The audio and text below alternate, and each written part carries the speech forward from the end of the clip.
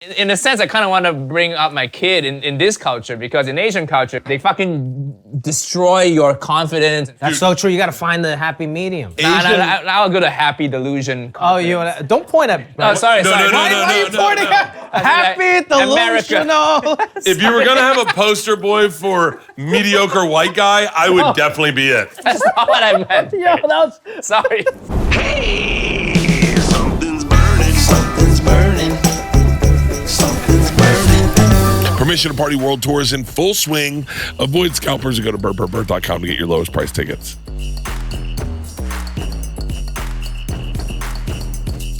Nice. See you.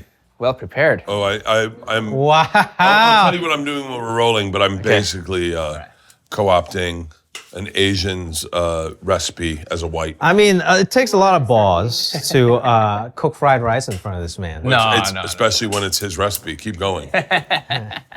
Do you drink? You need a reason. Do you drink? I do, but I got gout, so I'm trying to.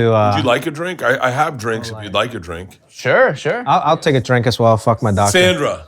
By the way, don't think I brought an Asian in to make Asian drinks. But Sandra. She's only hired. What? Yeah. No. By the way, I have no idea how immersed in Asian culture I am, and Sandra is my. She's your daughter. She's my conduit. Okay. Like, are you into this? Hey, come over here, Sandra. We can do the video. Are you into these videos yet? Where here you stand this way and you're facing that way, and then you order something, and then I go ooh ooh ooh ooh ooh ooh, and then we go ooh, and then you turn around. Remember? Ooh ooh. Have you seen those videos? No. Oh, me either. Wait, is it? That's. Oh. We don't have kid. Is it a kid? No, it's Asian. It's an Asian. My algorithm's Oh wait, Asian. hold on. I think your algorithm Your is Asian like- is different than our Asian. Yeah. algorithm. Our Asian is different than your Asian. I think your algorithm is Asian schoolgirl just dancing in the. Yeah, I don't know what kind of weird Asian stuff Yeah. you're into, Bert. We just watch like cooking. And, Don't try to out Asian us. yeah. Hold on. Let's wait. Wait. Hold on. Are you familiar with the Chinese filters? Oh, the Julian filters? Yeah. Yeah, Oh, yeah. Oh, okay. Now they know what we're So, talking yeah, about. Okay. What do you guys want to drink? Just a beer is fine. Yeah. I'll take a tequila soda if you have one. We got vodka soda. We also have tequila, so I love that you're set. Wait, was it? Yo, why did you pitch vodka? It's my vodka. Oh, it's your vodka. I'm sorry. I can't drink So vodka. good. Is there a better race than Asian? I don't think so. It's the best. I'll take a It's the tequila best. soda, I yeah. mean, when you break down like percentage of attractive people out of when you go racially, right? Asians are top. Percentage. It's hard to find I'll say one raw rate. numbers of attractive people. I think Yeah. you're at top. Because Pretty there's so many attractive. of We them. age really well. Perfectly. Yeah. Have the least amount of acne. No body hair. They don't smell. That's true. That's actually genetics. Yeah. Yeah. I mean, what are we? They're smarter, harder achieving. Everything's great. I wish you were taller though. Okay, do but wish- yeah, but You're pretty tall. I wish I was okay. tall. Hold on, easy there, Jimmy.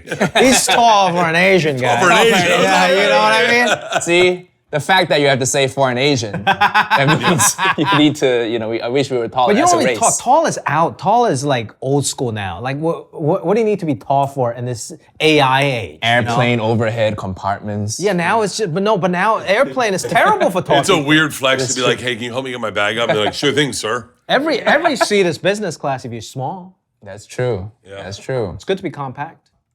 Worst race. Worst race. Well, we're not. Well, I mean, let's okay. Well, let's be careful where we shelve this. But let's go. So like, the only answer is white. it's only when you're. The only answer is there's no debate. Wait, let's not even get There's into. a lot of white. Can I tell you something that I wish I could get to make more sense? And I've done this to a lot of people, but I've never done this to two Asian men. So Genghis Khan. yeah. Like 600, right? He kills 40 million people. 40 million Asians. Mostly, I think. Yeah. I think only. I think there's some Russian-y people involved. But In let's that just- area of the world, yeah. possibly. You shop where you live, right? Sure. No. You kill where you. Yeah. yeah, you. So he gets to the first 20 in his neighborhood, right? Now, we think there's a lot of Asians today. Yeah. How many would there be if he had never existed? You gotta think 40 million Asians Yeah. starting at 600 start multiplying. But he also fucked a lot. So he replenished. He replenished Ecosystem. more, I think. Yeah, he procreated more. He killed them. Killed a lot. He'll kill one and then have fuck two. 10 Yeah. of the hot ones in the village. That's actually. They say Yeah. I gotta call Rogan. if you do 23andMe, they say most Asian people have some Mongolian gene Mm-hmm. because of Genghis Khan. Mongolia, such a weird country to have run the world at one point, because it's in the middle of nowhere. Yeah. It's kind of like your nipple. It's like there. But for that nomad age, it's perfect, you know. Yeah. Before computers, But it's not Mongolia a was port. crushing. It's not a port country.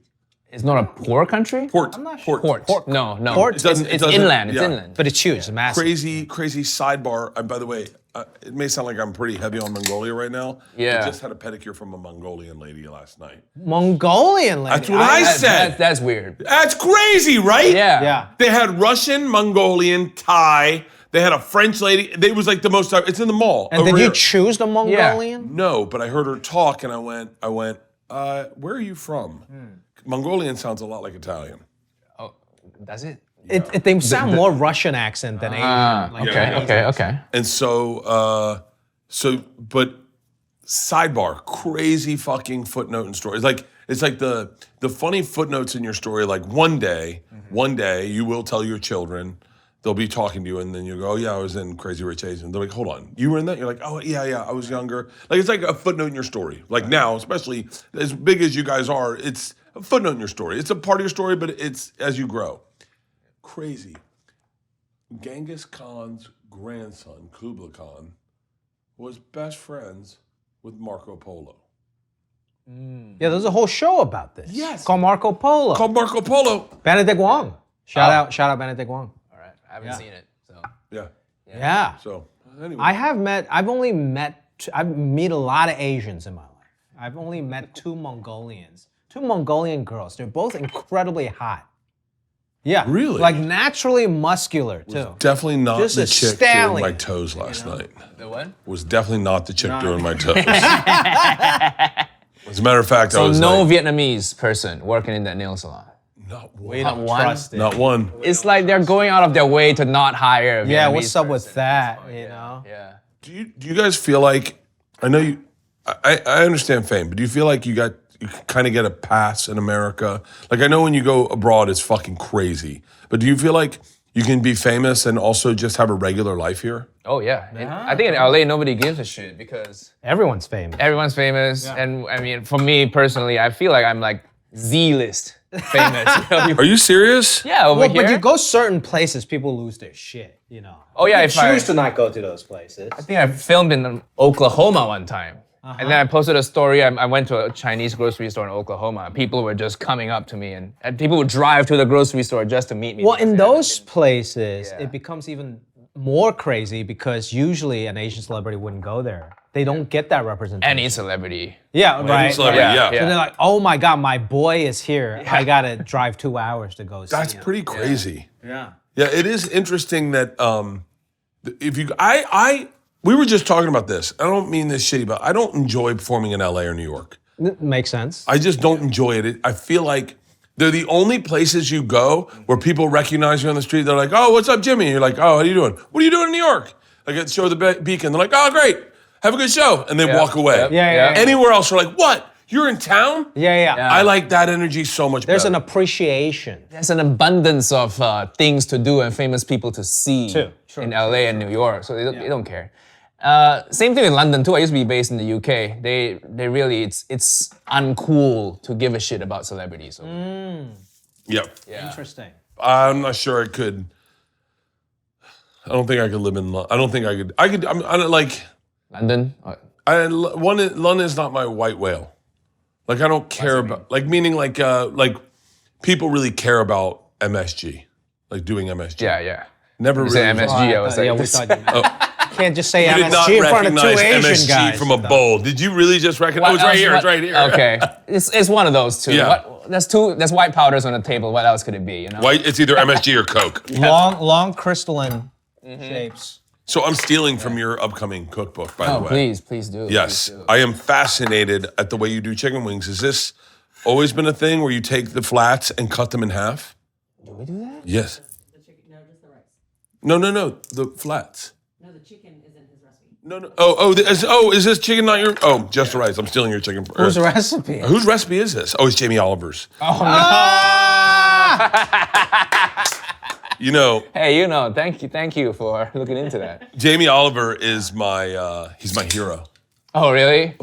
He's the reason I cook. I swear to God, he's the reason I cook. This is gonna be great. Bert can be your next enemy. Great. Oh, please don't make me. This Yeah, is. I'll review this as the This is a character. new beef that you can start. By the way, were you a little shocked that fucking what's her name isn't in Beef the second season? Ali? Yeah.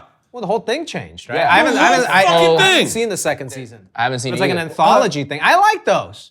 And those are better for actors. You just do one season and then you dip out. You know? Yeah, I know. But as a fan, I watched Beef and then I was like, oh, sweet, new Beef. And then I was like, where the fuck's Allie? Shout out to Sonny Lee. He's amazing. He also wrote on Silicon Valley, Two Broke Girls. He was on every show I was ever on. He was a staff writer on Two Broke Girls. He was a writer on Silicon Valley, Always Sunny. And then he never called me for beef. Sonny, you have my number. That is, do you feel it? Go ahead, I'm Tell sorry. me more about Jamie Oliver. How did you? Why is he a hero? yeah. I feel like that's a good thread to go off. So I'm gonna. By the way, this is one of the most difficult is. things. He is huge in the UK. Everybody has their cookbook. Every person's house I go to, they have the 5, the 7. So I'm just curious, how did you get exposed to him? I was sitting at home, and I saw on TV this what I would assume to be a privileged Brit roll into a flat that I could never afford in my life with 7 models. And I said, who the fuck is this? And then he gets on TV and he looks like a cartoon character. And he's like, hello, whatever. And I went, who is this guy? And he's like, we just got done the club. We're gonna make some nosh for my girls. And then these models sit and he makes this meal and it looks like I could do it. And it looks like everything in there is a little better than what I could do. And I go, who the fuck is this guy? And I find out he's Jamie Oliver. And I go, that's where I want my life to go. I want to be making food. I want to be having parties. I want hot chicks in my house. And then I start watching him every now and then. There's like a goofiness to him that I fell in love with. And then you see him in a Range Rover. And then all of a sudden he's in cool suits. And I was like, so I don't know if they're here right now. I bought every one of his cookbooks and I stole every one of his recipes and I make them for friends. And I fucking idolized Jamie Oliver. Hey, just don't steal the Asian ones. He fucks up the Asian You ones. know that is his Yes, enemy. 100%. You know that is Nigel's enemy. Now, that said, he's responding to me now. 6 years of annoying him. Well, because now you're like bigger than him. I don't know. Well, I wouldn't he say that. is I wouldn't not. say He has not. I would say he's treading water in media. I think he was very. I'm trying to be polite to a guy I love to death. I think he was very castable at a time when television was kind of hot, and then I think food television took a turn, and I think candidly, people of color took back their recipes. Good. Yeah. And guys like him were left holding the dodgeball going, wait. That was a crazy thing. And I'm weird about appropriation hairstyles get confusing, jewelry gets confusing, clothing gets confusing. However, when it comes to culinary styles, I never liked white people doing culinary cooking. It bothered me, and only because I was friends with a guy named Roy Choi. Right, yeah. Roy's great, Who was who appropriated Mexican food. But but he was the first person to explain that to me and explain why. And he was like, you don't understand. We got made fun of for these smells as a kid. You'd bring this to school, and you had the crazy thing that no one wanted to smell your food because it smelled odd and it smelled off, and they made fun of you because you had chopsticks. And he goes, and now you like it? It's almost like I understand the vibe. Yeah. That is, I didn't grow up here, so that is a plight I've heard many times. And I wish, growing up in Asia, every school had a cafeteria with 12 different stalls. You could just, during recess, you could just go and buy what you want, and every stall smelled. So that was great. But it smelled good. Smelled good. I bet an Nobody Asian packs their own cafeteria lunch. smells fucking insane. It's great. It's I great. went to, wait, you grew up in, hang on, don't tell me. I know. I keep wanting to say Mongolia, or not Mongolia. No, I want to That's why say. you were talking about Genghis. No. Only because I have a joke about it. Not Indonesia. Getting warmer. No. Closer. I know. No, Getting warmer. it's close to Indonesia though. Yeah, it's warm. It's warm. Yeah. Fuck. I know this. Something Missing Xia, planes. Something Xia. It's Shanghai. No. No. I've been there That too. ends with like Xia. Malaysia. Yes. Yeah. Yeah. Okay. Very nice. Very nice. Great. I have a joke about my dad met 2 Indonesian guys one time, and he can't hear it. He thought they had amnesia. He was like, "Can you believe they met each other?" I was like, "What?" You've been to Malaysia Yeah, for your tour? yeah. Oh, that's awesome. Just all white people. Oh, on your tour. Yeah. On your tour. Yeah, I was about to say, yeah. how would a random Malaysian guy hear about you? They didn't. Yeah. But I will say I went to like their food court. Oh, It's I couldn't decide. Like I just was like, I want it all. Yeah. Yeah. Yeah. It is like a sensory overload. It's so Grew delicious. up there. yeah. I grew up there. First 20 years of my life. Then I came to Chicago for university. I went to Northwestern, Illinois. Don't go. Terrible place. Kidding. I mean, I did like it there, but it was just too. People like sports too much there, man. The Midwest. You're not a sports guy. You're very in shape, but you're not a sports Wait, guy. Yeah. what do you mean they like sports there too much? What Wait, hold on. What did you like growing up? did I like growing up? We watch soccer sometimes in Malaysia, but every party you go to is like March Madness and hey, go Cats, and every conversation revolves. Sports became small talk. That's another reason why I like LA. Sports.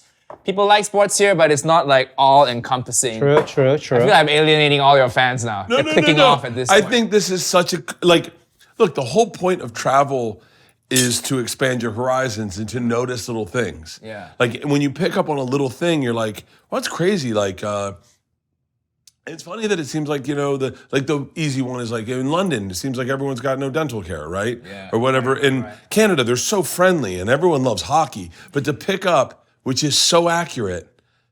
I had a person from a different country go, "You guys wear hats a lot." Yeah. And I went, "What?" And they're like, "You guys are always wearing hats when you don't need to wear a hat. You wear them indoors." I was like, "Oh yeah, we grew up. Yeah, I guess we do." But to pick up that sports is it's such our a small big thing. talk. Yeah. Well, maybe it's the college culture too, but I don't get that in New York, in LA. Because they got all this stuff going on. Yeah, other things going on. Yeah. Yeah. If you go to Cleveland, Ohio, Oh yeah. that's all they got. You know? Yeah. Sorry. No. You're. So I looked at that. I'm curious to hear your take on this because I looked at that as civic pride. Yeah. Like I grew up in Tampa, so we had the Bucks and they sucked, so we didn't have sports to talk about. So a lot of our talk was about not about that. It was about activities or like things that we like do. Or we found other things that we couldn't talk about the Bucks. But then you go to Pittsburgh and it's all Steelers. People wear Steelers gear. Steelers, they have tattoos on their arms of Steelers. Yeah. And it's such an interesting American insight. Yeah. I wonder why. I think there's more. Yeah, there's more things to do in New York, right? You can do anything you want. Well, New York is lunatics about sports too, but once you get out of the city. Like I'm sure the people you hang out with in the city who are kind of like more into culture and other stuff, but once you get to Long Island, it's like fucking Jets. Oh yeah. Fucking Jets, the Mets. Yeah, the Mets. And the loyalty they have between Yankees and Mets fans is insane. Yeah. At least there's a choice. Yes. You know, in some of these places. Like in Pittsburgh, I feel like if you're not a Steelers fan, you got nothing to talk about. You're not doing anything on Sunday. I felt like a loser in like Evanston, Illinois, not liking the local Northwestern football team. You're like an outcast. Well, it's a sport that's like cricket. I tried to get into cricket, and I got into cricket at one period, but the idea that like this British guy went down to watch the cricket match, and he had tea, and he got like a little dessert crumpet, and I was like, It's like a lifestyle. I'm obsessed with this right now. How much of life is performative versus authentic? I think in Britain, it's a Very That's a performative, lot. huh? That's a whole ritual Middle class, well, when they say middle class, it means like upper class, right? The rich people there, they call them middle class. So they have a whole ritual and things they do and clothes they wear. Yeah. The color of their Range Rover needs to be a specific, British racing racing green. Yeah, green. British racing green. If you go any other green, they know you're not part of that elite. Really? Their teeth are good.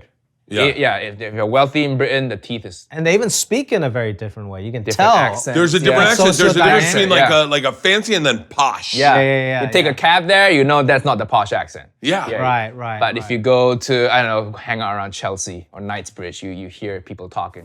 You know the meal's over when somebody says, I'm full. You know it's a great night when nobody gets up from the table. That's my favorite part. Dinner's done. Plates are cleared.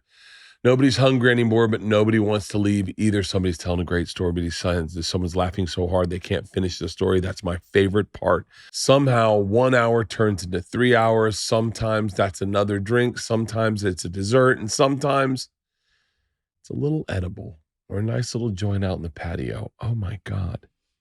Is this the sexiest read I've ever done in my life? That's where everything420.com comes in. That's everything420.com. Their app makes it ridiculously easy to browse legal THC products from your couch. Whether you're looking for edibles, flowers, vapes, gummies, or accessories, it's all right there. They carry trusted brands like Stizzy, Packwoods, Cake, Runts, and Cookies. And the best part is I don't have to leave the house. I just open the app, place my order, and it shows up fast, discreet, shipped directly to my front door. And if you're feeling adventurous, check out their mystery box. You just pick your favorite category, and they're going to send you a surprise box packed with products worth way more than you paid. Here's the deal. Go to everything420.com. That's everything420.com. Use code BERT for an extra 15% off your order. Again, that's everything420.com, and the code's BERT. You want to see what summer looks like to me? Shut up. This is my favorite pool drink, my favorite boat drink. Well, my favorite non-alcoholic boat drink. Mountain Dew means summer to me. It really does. It was always Mountain Dew. It's always been Mountain Dew. It always will be Mountain Dew. I'm 53 years old and I still drink Mountain Dew. If I have a go-to drink, it's Mountain Dew. I love Mountain Dew. It is so good. Iconic summer moments deserve an iconic drink. It's Mountain Dew, an American original. The refreshing citrus kick of Mountain Dew is the perfect companion to your American summer adventures. No matter where you go, who you're with, bring Mountain Dew to amplify your celebration. The bold taste you know and love has proud American roots. Back in 1948, two brothers created Mountain Dew deep in the foothills of Tennessee. Celebrate summer with Mountain Dew. Whether you're celebrating at the grill, on the beach, right in your living room, sipping on a Mountain Dew is a great way to start a damn good time. And they are right. Enjoy the refreshing citrus kick of Mountain Dew, an American original tasting great since 1948. Look for Mountain Dew in stores near you. You can find them absolutely anywhere or at mountaindew.com. That's mountaindew.com. That's mountaindew.com. But you know where to get Mountain Dew. Do the dew. What's better, classism or racism? I think classism is a little better because I feel like you can be upper class and black. You can be a posh black person in the. You can overcome classism, I feel like. Can you? Can you? I think you can kind of. Racism would be very hard to Now Yeah, let me use some racism's hard to let me overcome. use some racism to get here. Okay. From what I hear about the Indians, Oh, they got, yeah. their classism is pretty fucking legit. Now that's racism to talk about classism, but like, what was it like? Is there classism in Malaysia? Is there? I mean, we judge. It's not as ingrained in the culture. We judge people based on how we know who's wealthy and not. But So okay, so did you grow up with money? Hong Kong, not money, no. Okay, Middle but now class. you have money. Now I do. When you go back to Hong Kong, Yeah. do you feel like you're part? Because I didn't grow up with money, but I grew up with money, meaning like I grew up around money. Right, So I'm not right, uncomfortable right. in money settings. Whereas I have friends who, like my wife, who's wildly uncomfortable in money settings.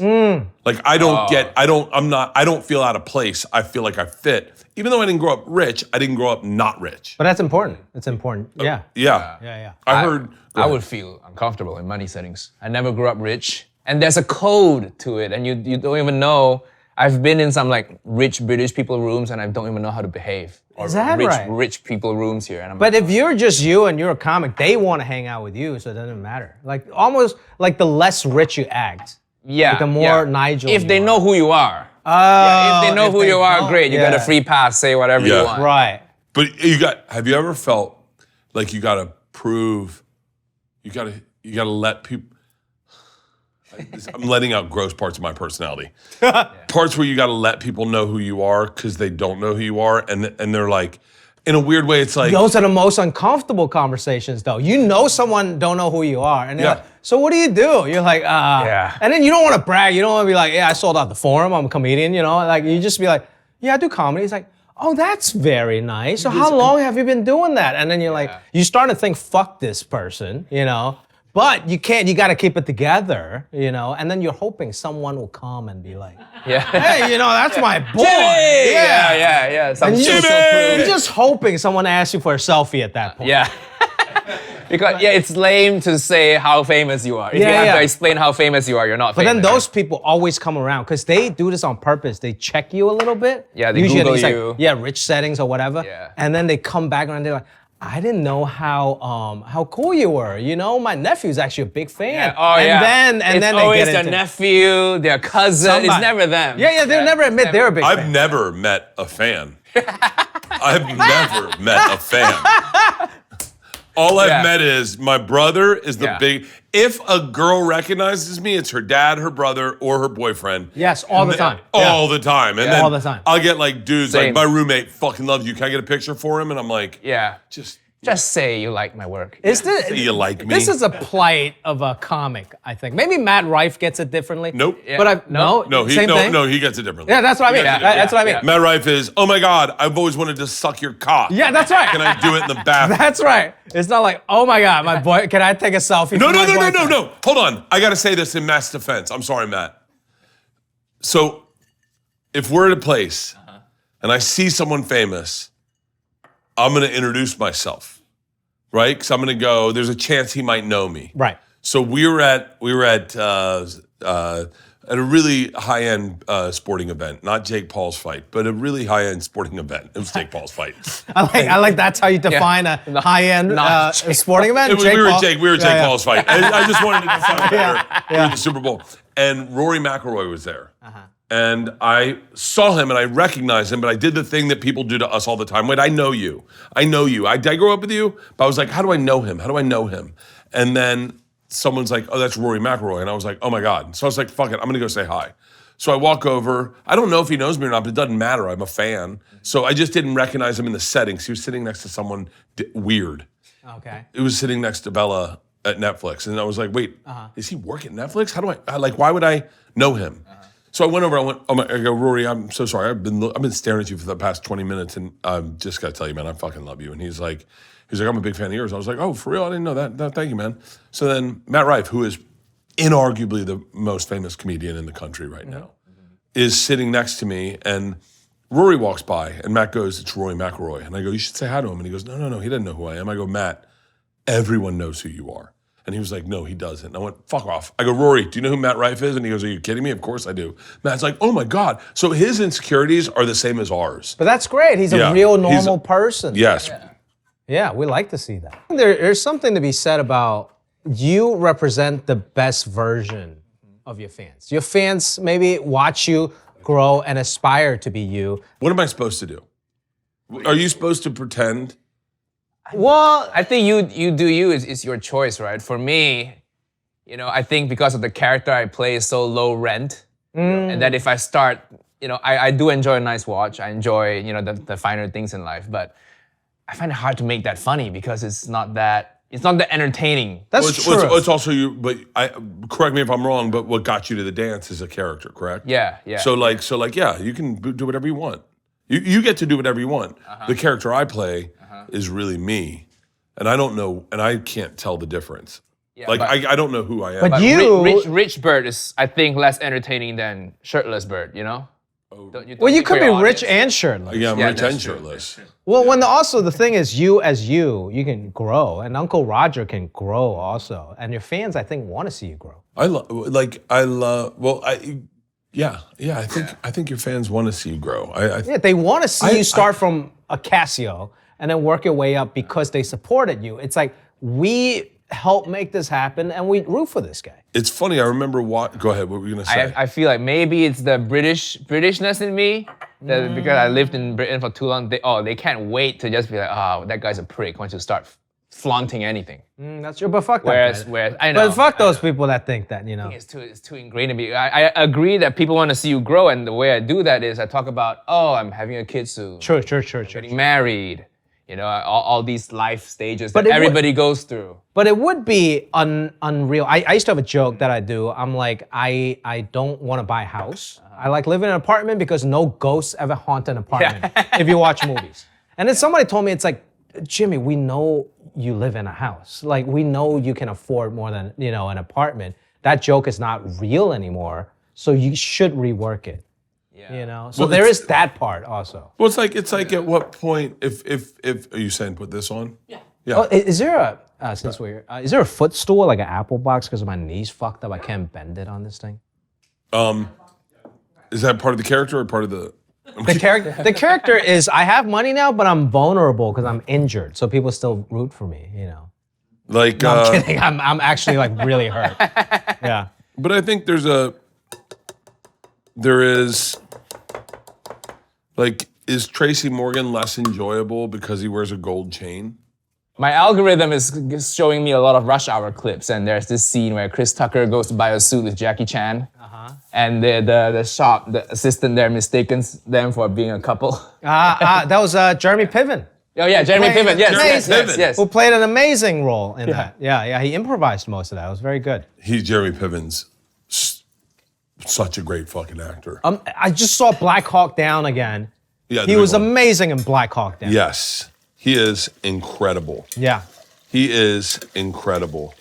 Well, good for him. I feel like at first when he started doing stand-up, people were kind of like hating on it. Well, I Or think like everyone- stand-ups were hating on it. Because he was getting stage time over the younger guys. Well, I But think he grinded. He would show up every day.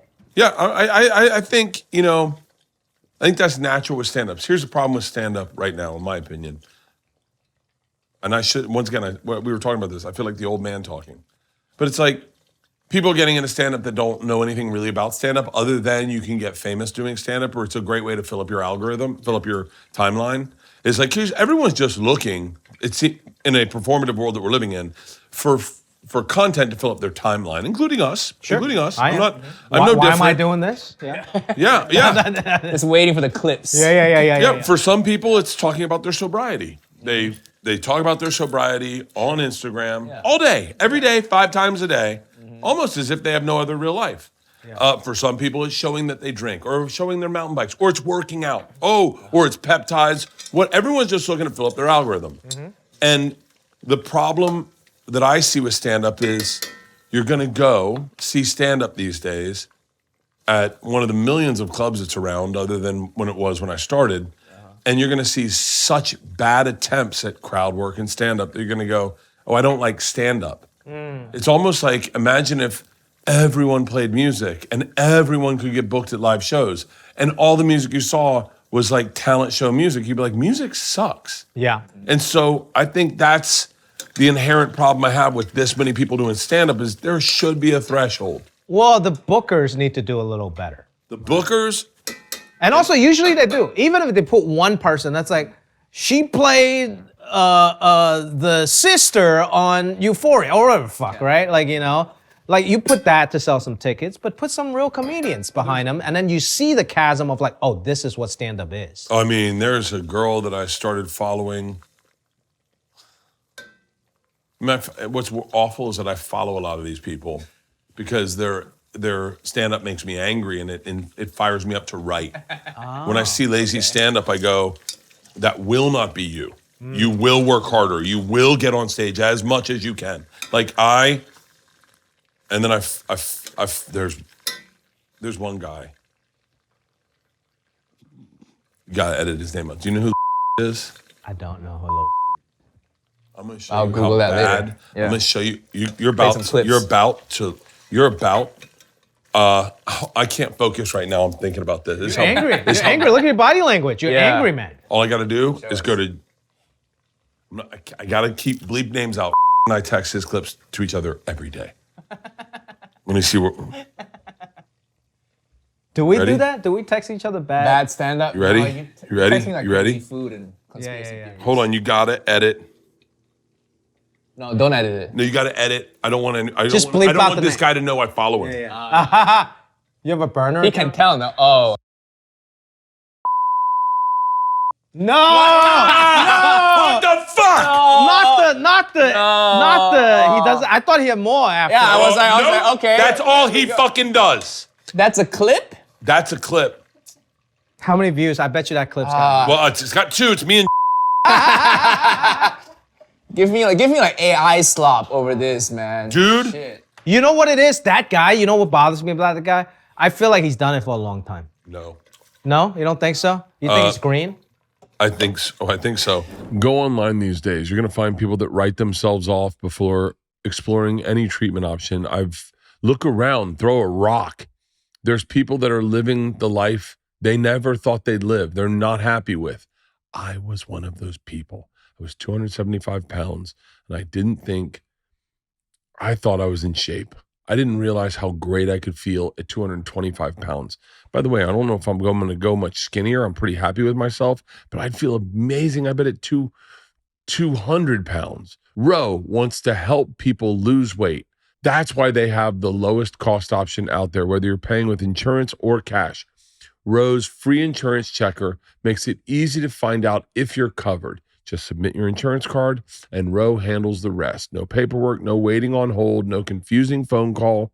Roe's free insurance checker will send you a comprehensive report on your coverage details so you can make a decision that's right for you and your goals. And if insurance doesn't cover treatment, there are still options. Roe offers low-cost cash pay, FDA-approved GLP-1s, including newer dosages, forms like daily pills, and multi-dose pens.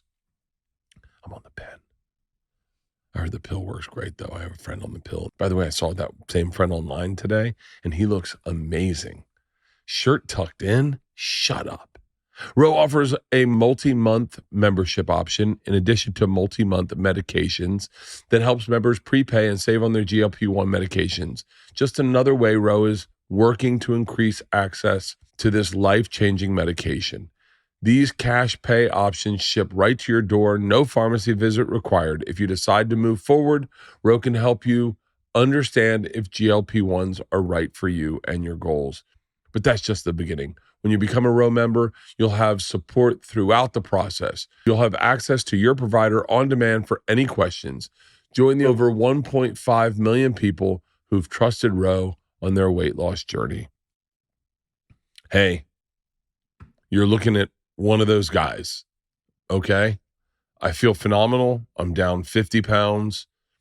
I don't think I look very different. I mean, people say I do, but I feel great. It's nice to wash my feet in the shower. Anyway, I have a bunch of friends that have tried Roe and they trust Roe and they've had a positive experience. Go to roe.co/Bert to see if you qualify. That's ro.co/Bert to get started on Roe. Go to roe.co/safety, roe.co/safety for box warnings and full safety information about GLP-1 medications. This episode is sponsored by BetterHelp. We talk about mental health more openly now, but asking for help can still feel hard, and BetterHelp's latest research confirms it. I remember first asking for help in 2001, right after September 11th. I remember I was not in a great place, and I remember saying, someone said something about therapy, and then I was like, well, I want to get into therapy. It was so easy to ask for it. I remember one time, my roommate at the time was like, dude, don't tell people you want to get into therapy. Don't talk about therapy to people. Don't do that. And it freaked me out that he seemed well-rounded, but he was kind of just shutting me down. And it's easy to ask for help, but then to actually make the phone call is really tough. Making the phone call is the important part, because getting the help you need, if you notice that you need help, that's the trick. That's the It's the difference between saying I got to lose weight and going to the gym. With over 30,000 therapists, BetterHelp is the world's largest online therapy platform, having served over 6 million people globally, and it works. With an average rating of 4.9 out of 5 for a live session, based on over 1.7 million client reviews. BetterHelp therapists work according to a strict code of conduct and are fully licensed in the U.S. BetterHelp does the initial matching work for you so you can focus on your therapy goals. All you got to do is fill out a short questionnaire that helps identify your needs and your preferences. And their 12 plus years of experience and industry leading match fulfillment rate means they typically get it right on the first time. If you aren't happy with your match, switch to a different therapist at any time from their tailored recs. Here's the deal. Don't let stigma stand in the way of support. Start therapy with BetterHelp. Sign up and get 10% off at betterhelp.com/Bert. That's betterhelp.com/Bert. So I got a text from, by the way, you're going to have to edit his name out of this because we live it if he knew we were sharing, I was sharing our secret. And he goes, this guy just came across my timeline and you fucking follow him. And I wrote back, I can't help it. And he goes, why do you follow him? And I said, his stand-up so bad, it's almost turned the corner to brilliant. Yeah. Because it evokes so much better of a response from a pure comedian Yes. than it does from, the average fan goes, I don't get it. But we see it and we go, what the fuck? Like it's so, and it's almost meta. It's almost in the macro or the micro that it's brilliant. You can't write it almost. Isn't that You what? couldn't write it. It's like a performance art piece. Yeah. He's like, this is. It's like It's Tim and Eric brilliant. Yeah. Like it's The greatest filmmaker is trying to evoke this reaction out of you in a movie theater, and this little clip, 5-second clip. I think it's because we know Gotcha. how much effort it takes to write stand-up, to perform, to make a clip, to edit, to post it. And we are like, you're choosing this to post? You're hitting the There's so many things wrong with this. Because he did that joke. He thought it was good, and he thought it was so good that he posted it. And that smirk on stage after he delivers that line, he just paces around waiting for the line. Can I tell you what I want to do? I want to meet him. And You I, should. And I want to go, hey, that joke, can you tell me how you wrote it? Because I want to make sure I'm right. Like if I'm not right, then I don't believe in God anymore. If I'm not right, that he was in a strip club and he saw the girl and he goes, she kind of looks like fucking hoe. Oh, hold on. Oh, it rhymes. Okay. At it again. And I want to be like, ask him real questions. Like, do you have like a joke book? Can I see it? Yeah. Oh, can I get in the weeds on your joke book? I'm dying to see what jokes aren't making stage. I think you need to have him on your show. Oh, I'm obsessed with him. You can't, here's the thing I can't do, and I fucked this up. So I find beautiful things online that are beautiful to me because they're so broken. And then, and they're so transparent. And I'm watching you try to shill something that I know isn't real. And I love it. And I get into the weeds. And then what I do is I find people that follow you also, that have a check mark, and then I follow them. And then I DM them, hey, you follow this person. What made you follow that person? And then they tell me, and if they tell me that they follow them because they're lunatics too, I find a friend. Yes, that's so true. But what have you ever messaged someone and they're like, oh, I just find them funny? Like genuinely following them. You ready for this? Okay, once again, be careful. Mad there's right. no content. He in this. messaged. No, I'm kidding. So yeah, we haven't done anything we can talk about. Yeah. So there's a woman named Don't know who that is. Oh, buddy. It's so deep. It's so deep. So I follow her, and then I had to unfollow her because I kept going to her page every day to see what else she was up to because she was just so beautifully broken, and she had no idea Comedian. how. No. Oh, okay. Influencer. Even bleep that word out because I can't lose this. I can't lose this. It brings me joy, and so I reach out to a friend. And I go, hey, I noticed you followed ... And she goes, I do. Let me set you guys up. And I didn't catch the DM in time. And then the girl I followed DM'd me and goes, I heard you want to have me on your podcast. And I was like, Oh. and I was like, fuck, that's not. But then the best part, and you got to edit this out entirely, but there's a You know who they are? Nope. And hit me up and said, I heard you follow. And I went, I do, but I don't let anyone know why. And the guy wrote, get the fuck away from her. She's a sociopath. And I went, I said, I gave him my number. I go, can you please call me? You gotta, I can't lose her. Here's the thing, I've fucked up before. I've fucked up and I've shared the people that I find really fascinating that in an interesting way. Sure. I got that. And then they've blocked me. Oh. Oh. Well, but then Hey, you can have- burner account. Burner. You account. gotta have a burner account. Finsta. Man. Finsta. Yeah. Yeah. I used my dog to follow a lot of people. Stalk ex-girlfriends. Cut that out. I am so fascinated by social media at what it's doing to our culture because I feel like I was at the beginning of the why am I doing these things, you know? Like, and my daughters were way before me. My daughters, if I did a stories, they'd in the back go, Dad beats mom. So and my daughters would be like, you're not living a real life. And I'd be like, guys, I'm paying the bills. Shut up. Like we went to opening day at Dodger Stadium and we get in the car and I'm thinking, I got a show at the Forum coming up. Great way to move tickets. I still got some upper deck tickets to sell. I'm gonna fucking, LA, Dodgers, big fucking, I'm gonna probably come to me. And my daughter in the car goes, no Instagram. And I went, hold on, hang on.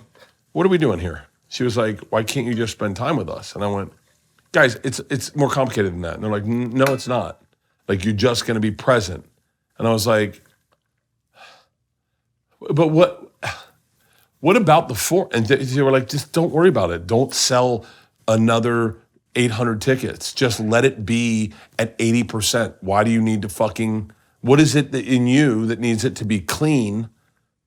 And you need to leverage your moment with us to make sure you're sold out clean at the Forum? And I was like, oh, fuck. But do you ever do this math? You're like, well, this hangout with my family is costing me about $120,000.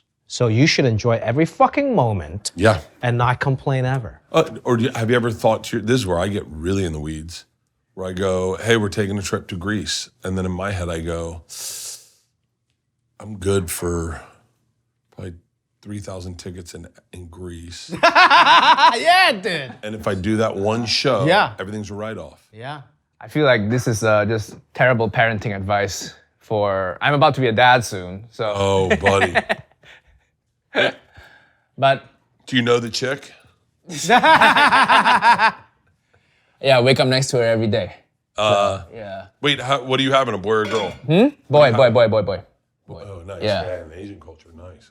Yeah, fuck yeah. We won't have to float him down the Boys all river around. to another family. Yeah. Is that I only really wait, what is your ethnic background? Malaysian? Chinese Malaysian. So My great grandparents were from China. They moved to Malaysia. okay. Yeah. And you're Chinese? Yeah. Old school too. What's the? I don't know. What's new school? Hong Kong's old school, right? I mean, Hong Kong has a lot of history, but yeah, I would say Hong Kong to some degree is more new school. It's very westernized Yeah. in that sense. I have been to Hong Kong. You gotta go to Hong Kong. I've been to Hong It's Kong. amazing. Yeah. Yeah.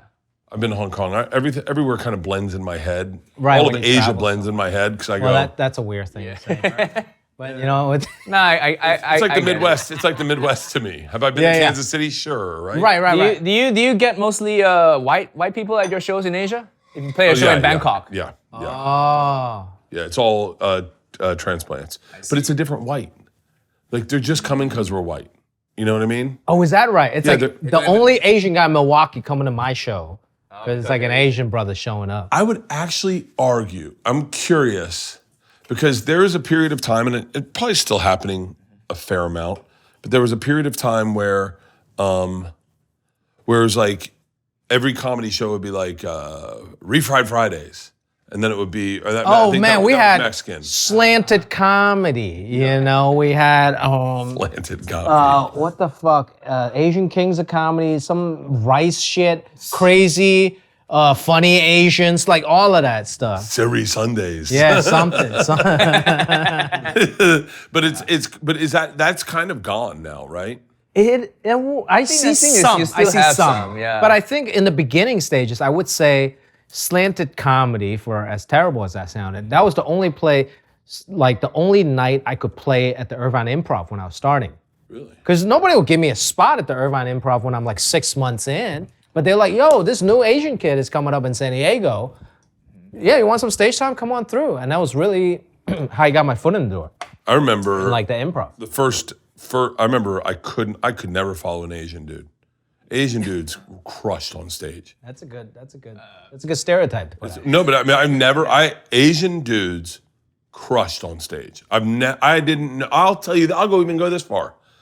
You couldn't name one unfunny Asian.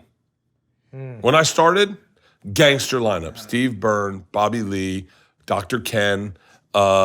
The Kims of Comedy was All crushers. All crushers. Everyone Kevin who was Shea. Kevin Shout Shea. out. Yeah. But like everyone murdered on stage. Yeah. If there was an Asian on stage, I had a hard time following them. Dr. Ken, I don't think he gets enough props for how funny of a stand-up he was. He's a great stand-up. He just made it almost too fast as an actor or whatever. If he had to grind as a stand-up, Ken would be an incredible comedian.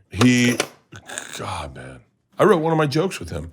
We were at the Ontario Improv, and two Asian people were arguing with the bouncer at the doorway to get backstage. And I saw they were older, and I went, oh, shit. And I go, hey, Ken, I think your parents are trying to get in. And he came out and he goes, those aren't my parents. And I went, are you sure? He was like, are you being serious? And I went, I'm sorry, I thought they were your parents. Because they were trying to get backstage, so I just assumed. And he goes, they're not my parents. And I said, well, what are they saying? And he goes, I don't know. And I said, oh, do you not speak Korean? And he goes, no, I speak Korean. I don't speak Japanese. And I went, are they Japanese? And he was like, yeah. I go, are they different languages?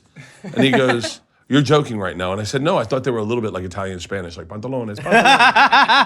And he goes, you're doing a bit right now. And I went, no, I'm being dead serious. I said, I didn't know they're not similar at all. And he was like, not similar at all. And I told it that night on stage, and it murdered. And I put it in one of my specials, and Ken was like, but it had to.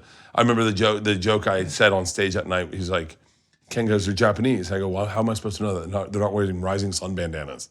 And then that Kurt murdered. But I thought the story was Ken was fucking with you, and those were his parents. no. That seems like a Ken thing to do. Yeah, Like when maybe you he hang out was. with Ken, he's just all bits. Yeah, Brilliant guy. he was.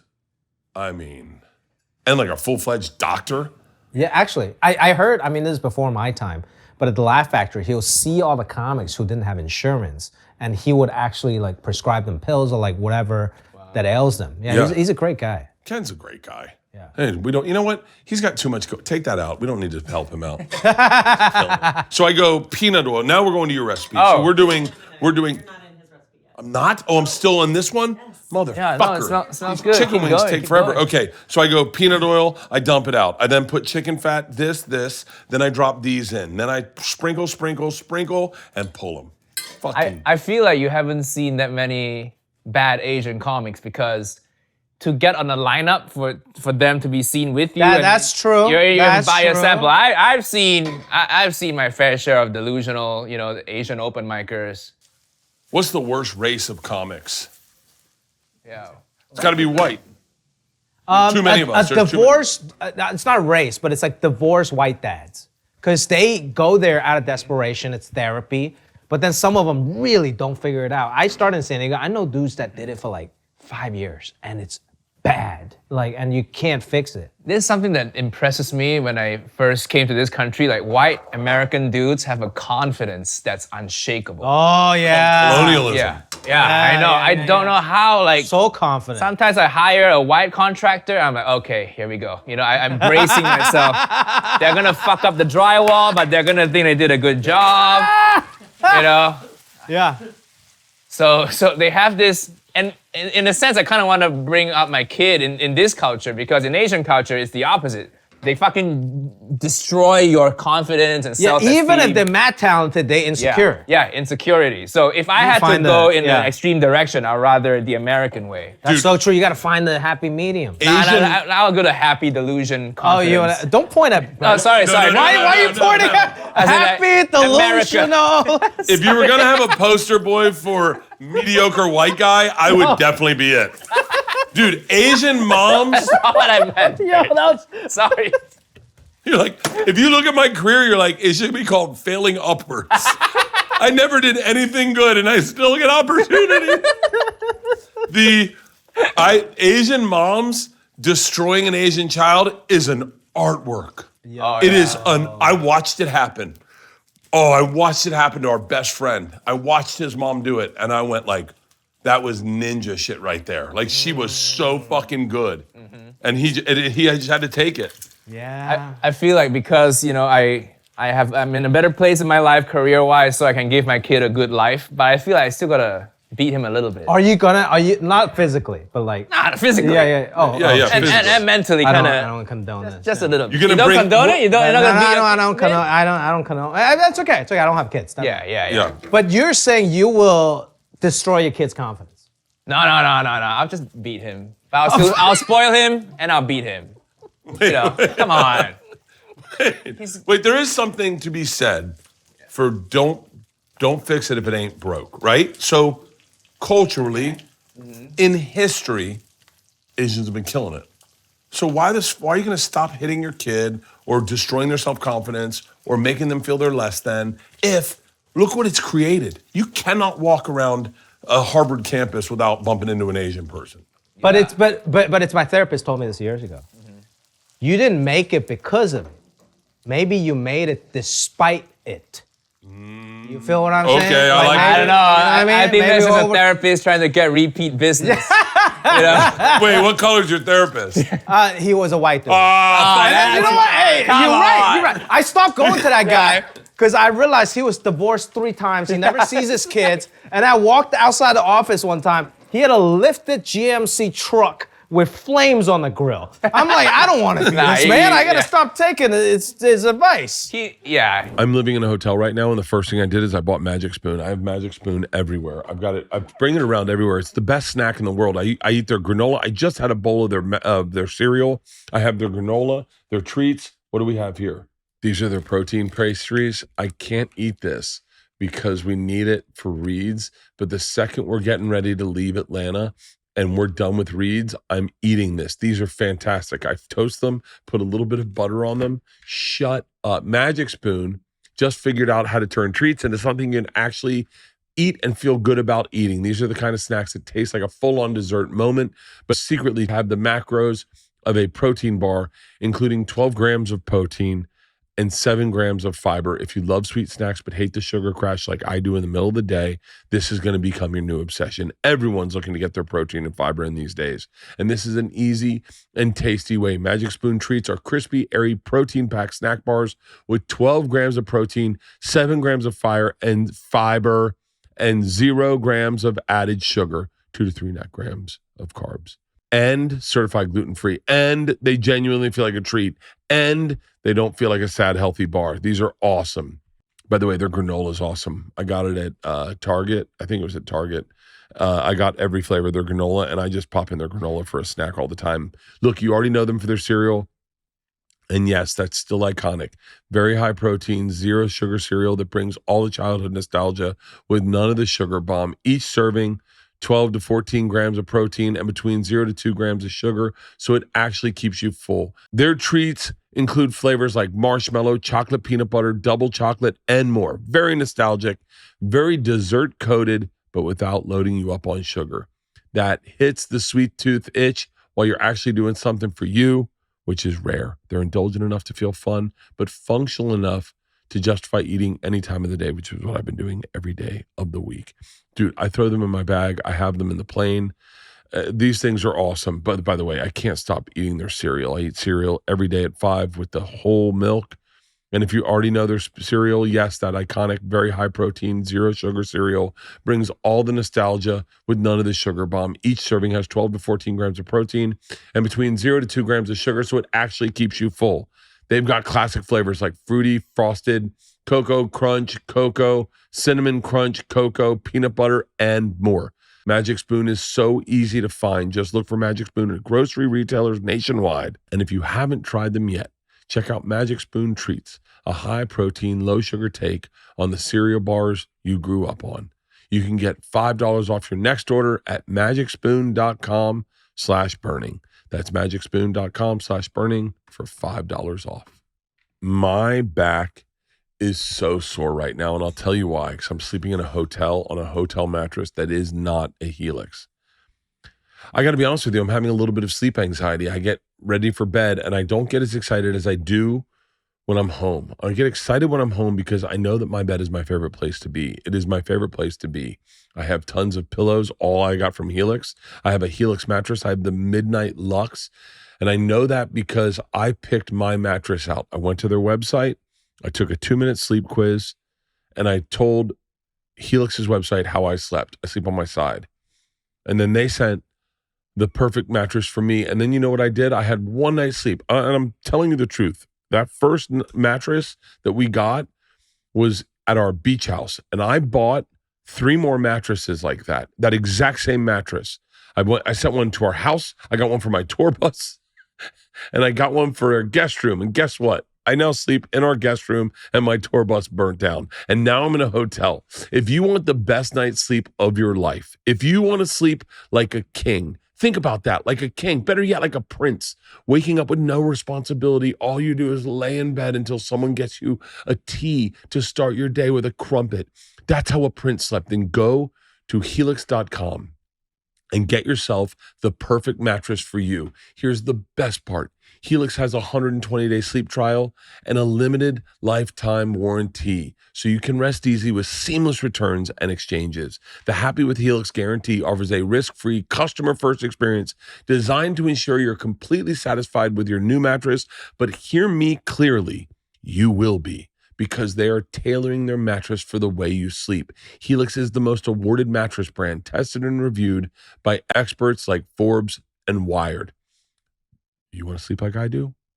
When I'm home, go to helixsleep.com/Bert for 27% off site-wide. They're going to ship this mattress to your door, and you're going to set this mattress up in almost as much time as it takes to take the sleep quiz. Go to helixsleep.com/Bert for 27% off site-wide. Exclusive for our listeners, that's helixsleep.com/Bert for 27% off site-wide. Make sure to enter our show's name after checkout so that they know that we sent you. Once again, that's helixsleep.com/Bert, 27% off site-wide. Because I would ask him dating advice. I'm like, hey man, my girlfriend was doing this, doing that. And then you know what he said to me? He was like, yeah, you ever think it is her fault? And I'm like, yeah, no, that's not the advice I'm trying to get from you, man. You ever think maybe it is her fault? Yeah. I'm like, nah, I'm done. Dude, I think you're good, man. Did you see my truck? This dude was a The way I see it is, my kid's gonna go to a therapist and bitch about me anyway. Oh, by the way, So- that's the only person they talk about. When you send them to therapy, I shouldn't say it, but I will. I met my daughter's therapist one time. She went, so you're Bert. And I went, oh, fuck. Yeah, so you abuse your kid in different ways, you know? Oh, yeah. I never emotionally, mentally, or physically abuse my kids, but they are not abuse-free. You just abused them by being who you are. Yeah. Oh, By that's- embarrassment. By embarrassment. yeah, embarrassment. Can you imagine being my kid, being in 6th grade, going to school, be like, I saw your dad special last night, and my daughter's like, great. Had my period 2 weeks ago. He talked about it. That's funny. Are these Do you right? ever ask your? A little bit of the tribes, Oh, yeah. and then. Oh, wow. This looks great. Wow. Do you ever ask your family members, friends or family, like, hey man, this joke, I'm gonna do this joke? No, never. Yeah. I have a joke. So what I do is, let's be very honest. I bully them into letting me do it. There's only one joke that hasn't passed the test. Isla was like, no fucking way. And I put it in my TV show. I just needed her not to say it. And, but never. Like right now I have 2 jokes about Leanne that are crushing that I know she's not gonna let me do. But I just gotta get it to the place where I go, that's all I got. I don't know what to do. But she sees it. She saw it and she was like, it's good. I'm not comfortable with it. And I'm like, okay. And that's that. She doesn't. We'll figure it out. yeah. We'll figure it out. We'll figure it out. You know what? We'll figure it out. Don't worry about Yeah. it. On the plate. Hey, that looks wow. great, Bert. I gotta say. This is Sure Jamie is, yeah. Oliver? Are you sure? That amount of chilies, That doesn't look Jamie yeah. Oliver. It Looks more like Nigel over here. It does. I think. Yeah. Wait, have you talked to Jamie Oliver? He started commenting on my stuff, and I had a meeting with his team, not him directly. Oh, really? Yeah, we're Really? trying to You gotta make meet something. with his team? I would be pissed as hell. I know. But Well, that guy, he he's is, got to have crazy fucking money. Oh yeah. He's a best-selling author in the UK after J.K. Rowling. No. Yeah. Are you serious? That's why. Bible, J.K. Rowling, then him. There's just different I mean, levels. it's got to. You got to. He Selling is. a cookbook is a lot harder than selling a novel, and he still Keeps cranking them, huh? yeah. He's old 2 a year. school colonial. Like his ancestors were the type of whites that were like, no, you can climb that building. You just need to get 13 Asians whose lives aren't worth anything, and then each meter an Asian will die. It doesn't matter. They're Asians. We kill the ones we come in. This is a good character. Yeah. I watched is I good. watched the documentary or the movie on the Queen, and I got obsessed with colonial. I never knew what colonialism was. I'd hear it from British comics. Steve Hughes, you know Steve Hughes? Yeah. I know of him. I don't Steve know. Hughes would rant and rave about colonialism, and I didn't understand it. Because ultimately, I think LA or United States was part of colonialism. It was part of the opposite direction of colonialism. That's why we don't drink tea. Is to fuck the Brits. Did you know that? Right. Is that Boston tea. Yeah, and then we were like, fuck it, coffee. We'll drink coffee, and now we got to drink coffee. Tea's so good. You know, when my wife first, when we were dating, she came to London to visit me, right? And London is a city with a lot of old, beautiful buildings from the 1600s. I know. 1700s, right? And then she said something that was really funny. She was like, yeah, imagine if you're a British person in the 1600s, 1700s, living in the UK, these beautiful buildings, and then you get to India, you see how they live. Why wouldn't you think you're superior? You know, you would have gone, well, we figured it out. Let us teach Is your you wife guys how to is your build a wife building." white? No. She's Bangladeshi American. That's why she hates the Indians, but yeah. Wait, she's Bangladesh? Yeah. Bengali. Oh, really? Born in Fort Lauderdale, but ethnically Bengali. Comes across Latina sometimes. I guess, yeah. I think it's a Florida in her. It's a Florida in her. Yeah. Florida is like anchovy. You can't get the smell out. Once you put it in, it's in forever. By the way, can I just say, I just thought of that. I had to think of that quick, and I just thought of that.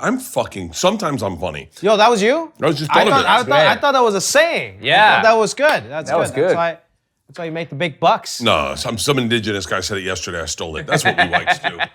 No, but it is interesting, like the colonialism, what it was inherently was such an arrogance of like, and I never knew what it was until I saw that. And you'd watch that Prince Albert, was that her husband, Elizabeth's husband? Yeah. Was it? Elizabeth Prince Philip. Charles, no? No, that's her son. Okay. Sorry. Yeah, Philip. Philip. Okay. He would. There's a thing that I can't get past, and that's a scene of them on an island with their shirts open, drinking with like native women all around them, and that they've clearly just fucked them all, and they're like, quick, you've got to get home. Your husband, your father-in-law's dying. And he's like, my father-in-law's dying?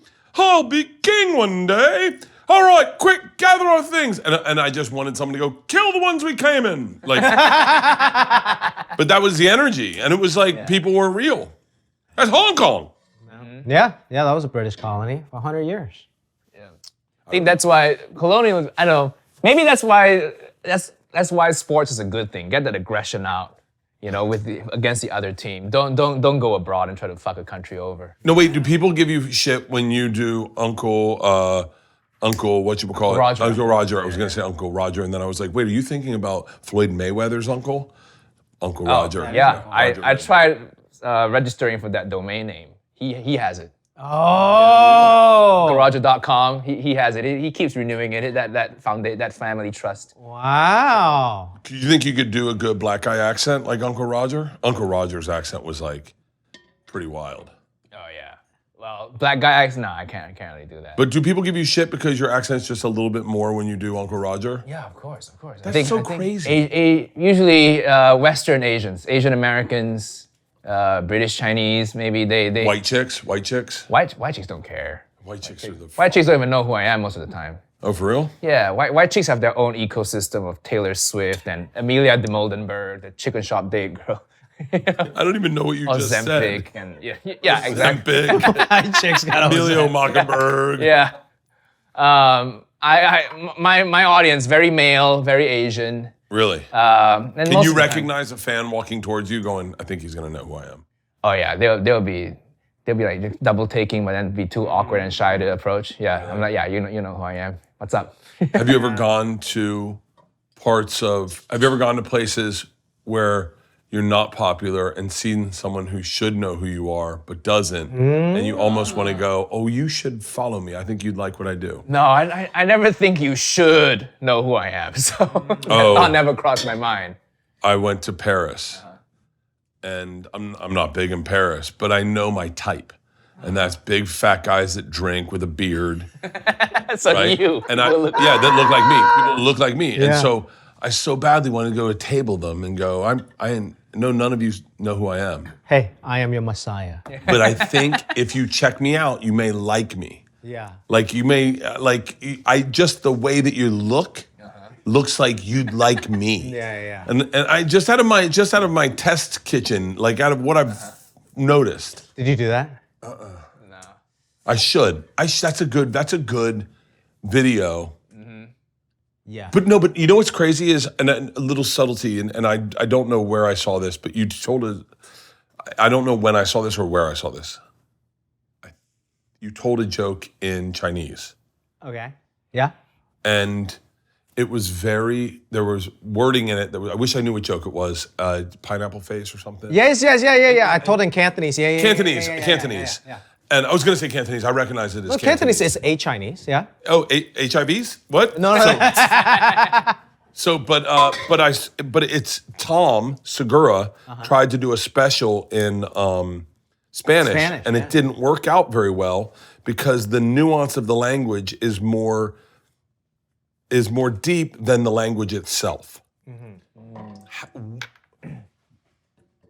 How you're saying what you're saying is more important than what you're actually saying. The cadence, I didn't notice I was doing this, but it was different than my American cadence. Really? It's more of a slower, like sarcastic, straight face, like very Stephen Chow. If you grew up watching his films or anything, like it's more that, the deadpan delivery than like the American vibrato of like I am on stage telling you what's going on. Really? Yeah, I think I automatically, once I speak Cantonese, that's my first language, I went into that character. Really? That's so interesting. So can you do an entire hour in Cantonese? Well, so I shot my last special in Hong Kong. So it's an And wait, hang on. And you released that in theaters? yeah. What's that experience like? It was great. It was a lot of work, but I wanted to do something different because we shot these 5 arena shows in Hong Kong. That was like so cool. I got emotional. My parents were there. My heroes that I grew up with were there. And then I have a deal with Netflix. I'm like, but I gotta get this out first. I can always do the next one with Netflix. Yeah. Whether it's a good business move, I don't know. But I was like, I need to put this in the theaters and self-release it. So that was the plan. And I don't know how much money I'll make from it, but it's like the second highest grossing concert film in Hong Kong. Ooh. And I'm pretty proud of it. Who's the first? Yong Joey, Joey Yun. She's Okay, I know her. I know her. Wait, Young Joey? Yeah, Joey Yun. She was like my first childhood crush, actually. She was the first highest grossing. She's a female comedian? No. She's a singer. Oh, for real? Yeah, like Taylor Swift or whatever, like a pop singer. Yeah. But yeah, it was cool. It was a different experience. It took me a long time to edit it, man. Really? And I look at the bill for my editors. Oh my God, dude. Yeah, I saw the Instagram reel you posted. Yeah, it was tough. Yeah. So I'm just trying to make my money back. But it was good. It was a good project. You know? I tried to on my own tour when I did it 2 years ago now. I tried to save so much money by just having Uncle Roger be the opener. This is That brilliant. was- You know he did this? He opened for himself as Uncle Roger. That's fucking genius. I initially had openers, but then in every city you go to, you know, I have to like review some up and coming comedians clips. Right, There'll be right, 3 right. of them. Yeah. Sometimes they're. And you're too cheap to fly someone with you. Oh yeah, I'm too. Yeah, same- Well, same with I me. just started, touring, so I didn't know how many tickets I was gonna sell. Ah. So I just wanted to go make it small. Eventually, I got to a place where I was comfortable getting openers. Right. But when I was touring America the first time, it was just Uncle Roger, 20 minutes, and then I do stand up. But that's great. That's what people want to see. And Uncle Roger Yeah. is so different because you do crowd work and then you get into your set. Yeah, It's yeah. great. Wait, Uncle Roger does crowd work? I have like 5 minutes of material, and I do 25 total. Just 20 minutes of crowd work, 5 minutes of material. Brilliant. But that's exhausting, I would think. It's exhausting. Exhausting. Someone should tell that to Timmy No Breaks. So, who's that? He's an Austin comic, but he does a character as Timmy No Breaks, and then he's really I don't know. Once again, I'm getting lost in the translation. He is a nerdy Jewish kid from San Diego. So like lately, I've been seeing clips of him. I don't know, whatever I watch, I see clips of him doing interviews as Timmy No Breaks, and they go, "So I understand you do this character as this nerdy dude from San Diego called Tim."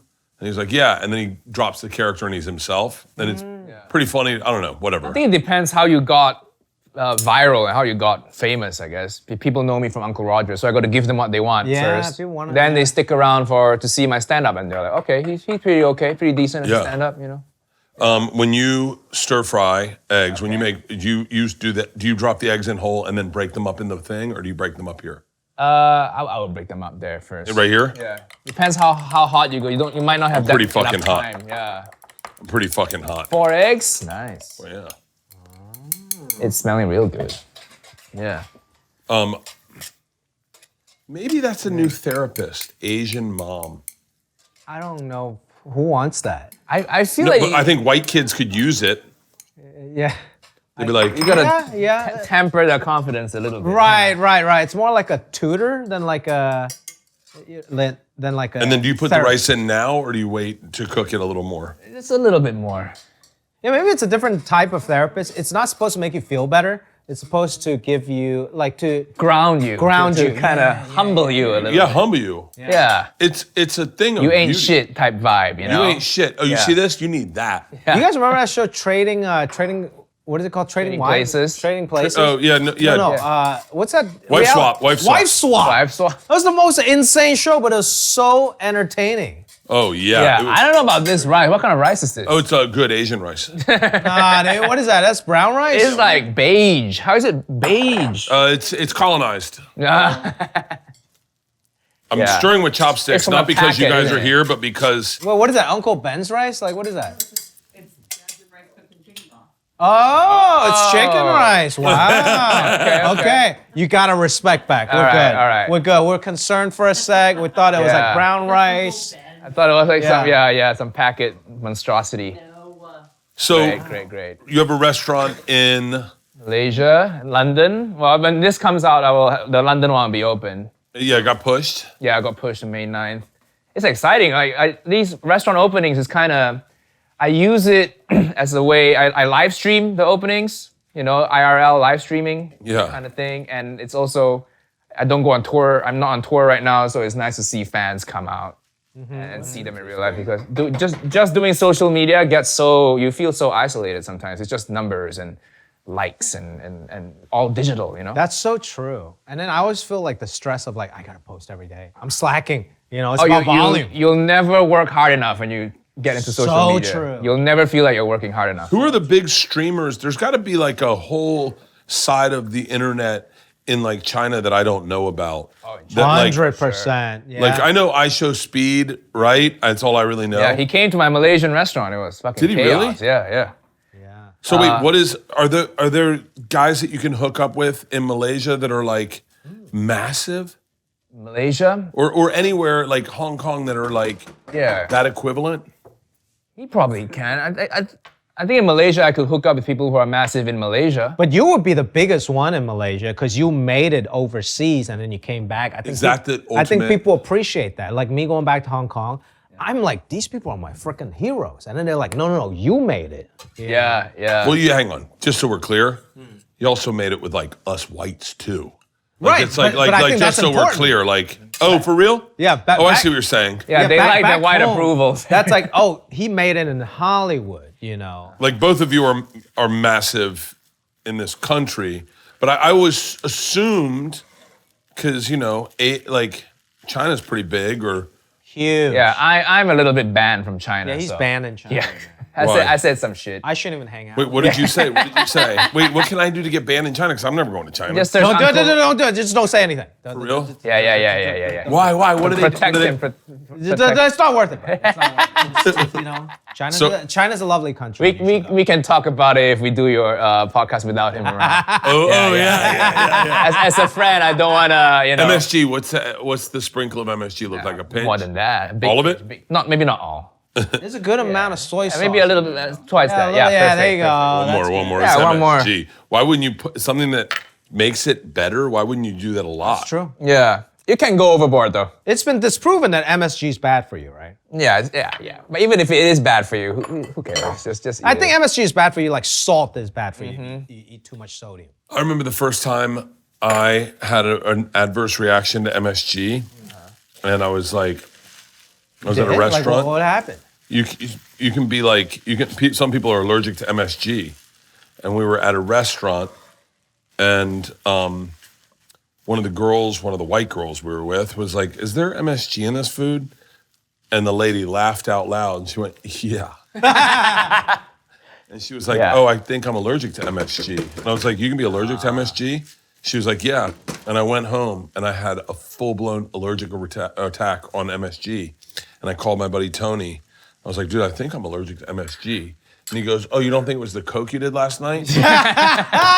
And I'd forgotten I had done Coke the night before. And I was like, "Oh, that's what I'm feeling." Yeah. He's like, "Yeah, it's not MSG, you fucking Yeah, idiot." they always blame the Asian man. It's a xenophobia. It's a racism thing that Yeah. they start. You guys blaming really took sickness the on. bullet for fucking COVID. I know. I mean, we I guess We you guys kinda did some shit Never there. mind. Yeah. we gotta own that one a little bit. Yeah. You guys definitely took them. Wait, have you ever been to a wet market? Oh yeah, in Asia all the time. I'm like, I was surprised it took this long for COVID to happen. I'm like, shit, bro. It literally is wet. The floor is wet. They have like raw chicken, raw duck, and then there's water dripping onto the floor, fish. Are you serious? And I'm like, I'm surprised it took so long for COVID to be a thing. This is opinions of Nigel. Not, just by sitting here, I'm not saying I agree with this. So I'm shocked that it took so long. opinion. But it was great. COVID gave me my career, really. So I want people to shut down the whole world again one more time. That is true. My first special came out Yeah. during COVID, and that helped. I would like a second home. So please, shut the world down again. A holiday home would Fuck be around nice. with it. Someone get a blowjob in a wet market. Yeah.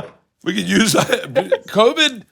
For creators, COVID was not a bad gig. Yeah. Oh, I had a great time during COVID. I mean, outside of all the pain People and suffering dying. outside and the I got death. friends I don't want to see, Yeah, like I had no FOMO. I just sat in my house and I felt good about it. Dude, and I think that's so creative of a thing. Like you come up with a lot of ideas. Do you remember that first feeling of not, like, you felt like you stepped off the treadmill? Yes, yes. You were I'm like, I like- don't have to grind.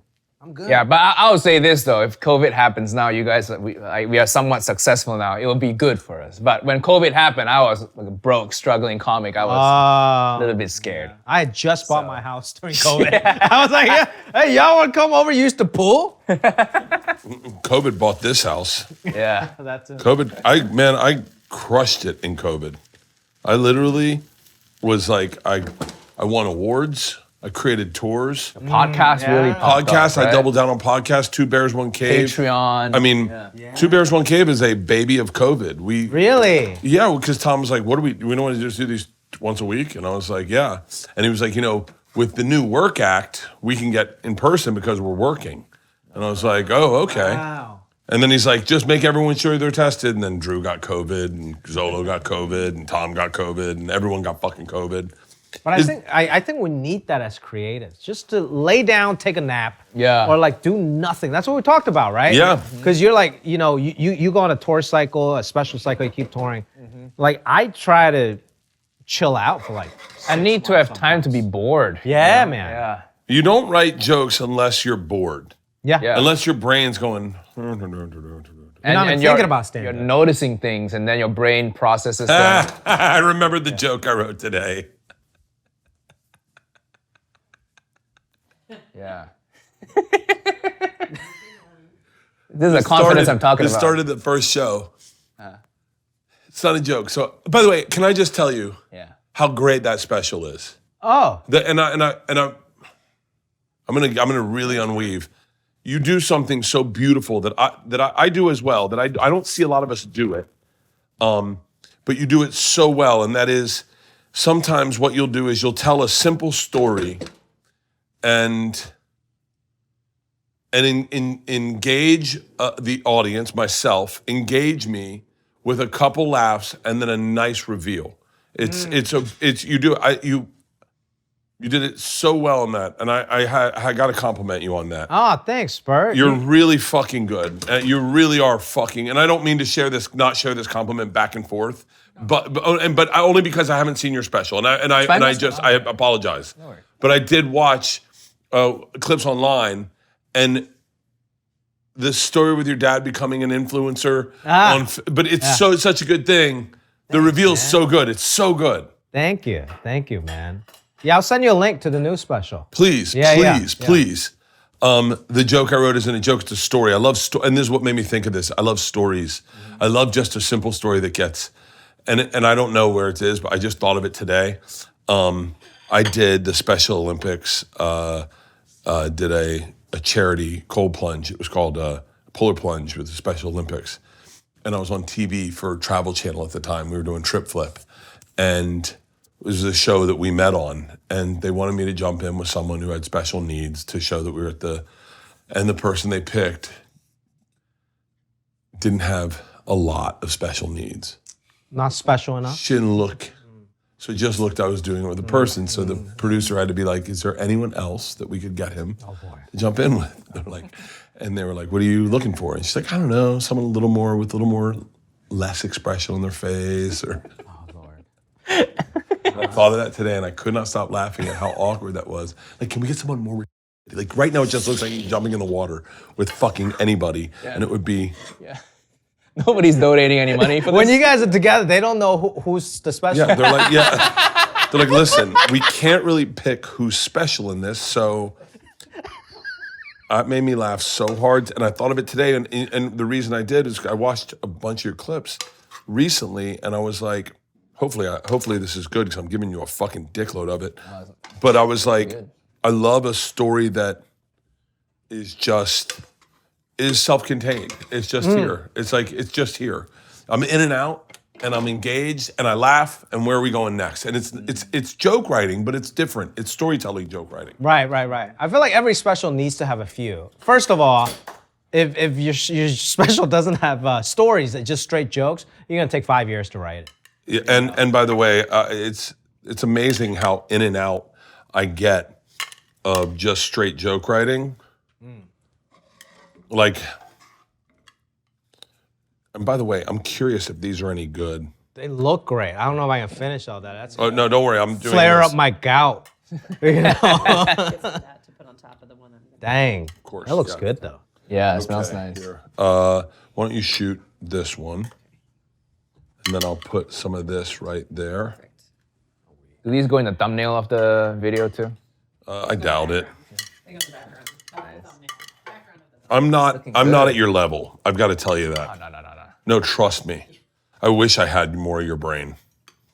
I don't think you realize what a talent it is you have unless you're older and more akin to traditional content. And by the way, don't feel like you have to eat any of it or all of it at all. Oh, no, it looks good. But what you're doing is, and this is going to sound like a crazy compliment that you won't really understand, but it's Jim Henson type shit. Like where you create a character, introduce it to the world falls in love with it, then you have to pull back the curtain and go, just so you know, like it's crazy. It's in. I'll take a refill on the tequila soda. Sandra. I'm okay then. Okay, yeah. So wait, are you the kind of person, because we talk performative, but I'm blown away by this. Do you feel anything after one beer? A little bit, only because I don't drink that much anymore. Really? And anymore? Did you? It's a nice feeling. Yeah. And so wait, so you have one beer and you feel a little bit, and then you just go, "Whoa, Johnny." No, if I were out just relaxing, I'll have another one. Yeah, but I feel like maybe it's a degree of professionalism. I still want this to be a good show. No. All right, no. fuck it. Bring me in Okay, the second yeah. beer. Jason Kelsey and Travis Kelsey just got a little diversity to their fucking garage beer. You want to try the lime one? You want to try? Do you like lime? Yeah, sure. Yeah. You're gonna post about this day in like a few years. This is the saddest day where you fell off the wagon. All right, let's try these. Well, either way, I will Wings tell you- first? I'll try wings first. I'm curious to this flavor. This is great. You have that Sichuan chili. Ooh. Full flavor. Oh, You have yeah. the little numbing of the mala. Very good. Good. This is not Jamie Oliver. No way. He wouldn't use this ingredient. It's very good. This is very good. The chili. you put- These are actually really good. I didn't expect them to be this good. Oh my god. Like, I rip them off with my teeth. Eat The them rice, clean too. Nice. the rice is great too. The chicken rice. I'm trying to chicken try it. Fat. Huge. That was great. Both of you. He cooked it. He cooked it. Both of you. No, but I stole it from you. I don't think I washed my hands. Well,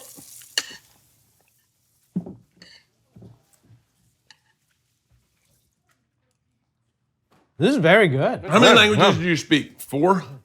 Yeah, 3 Chinese dialects in English. Yeah. What's the difference? What's a dialect like? Like, do it in English to me. Okay.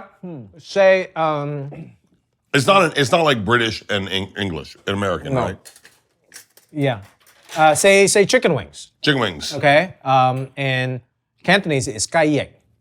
In Mandarin it's ji ci. And then in Shanghainese is ji bang. So it's totally different words. Quite different. Yeah. Yeah.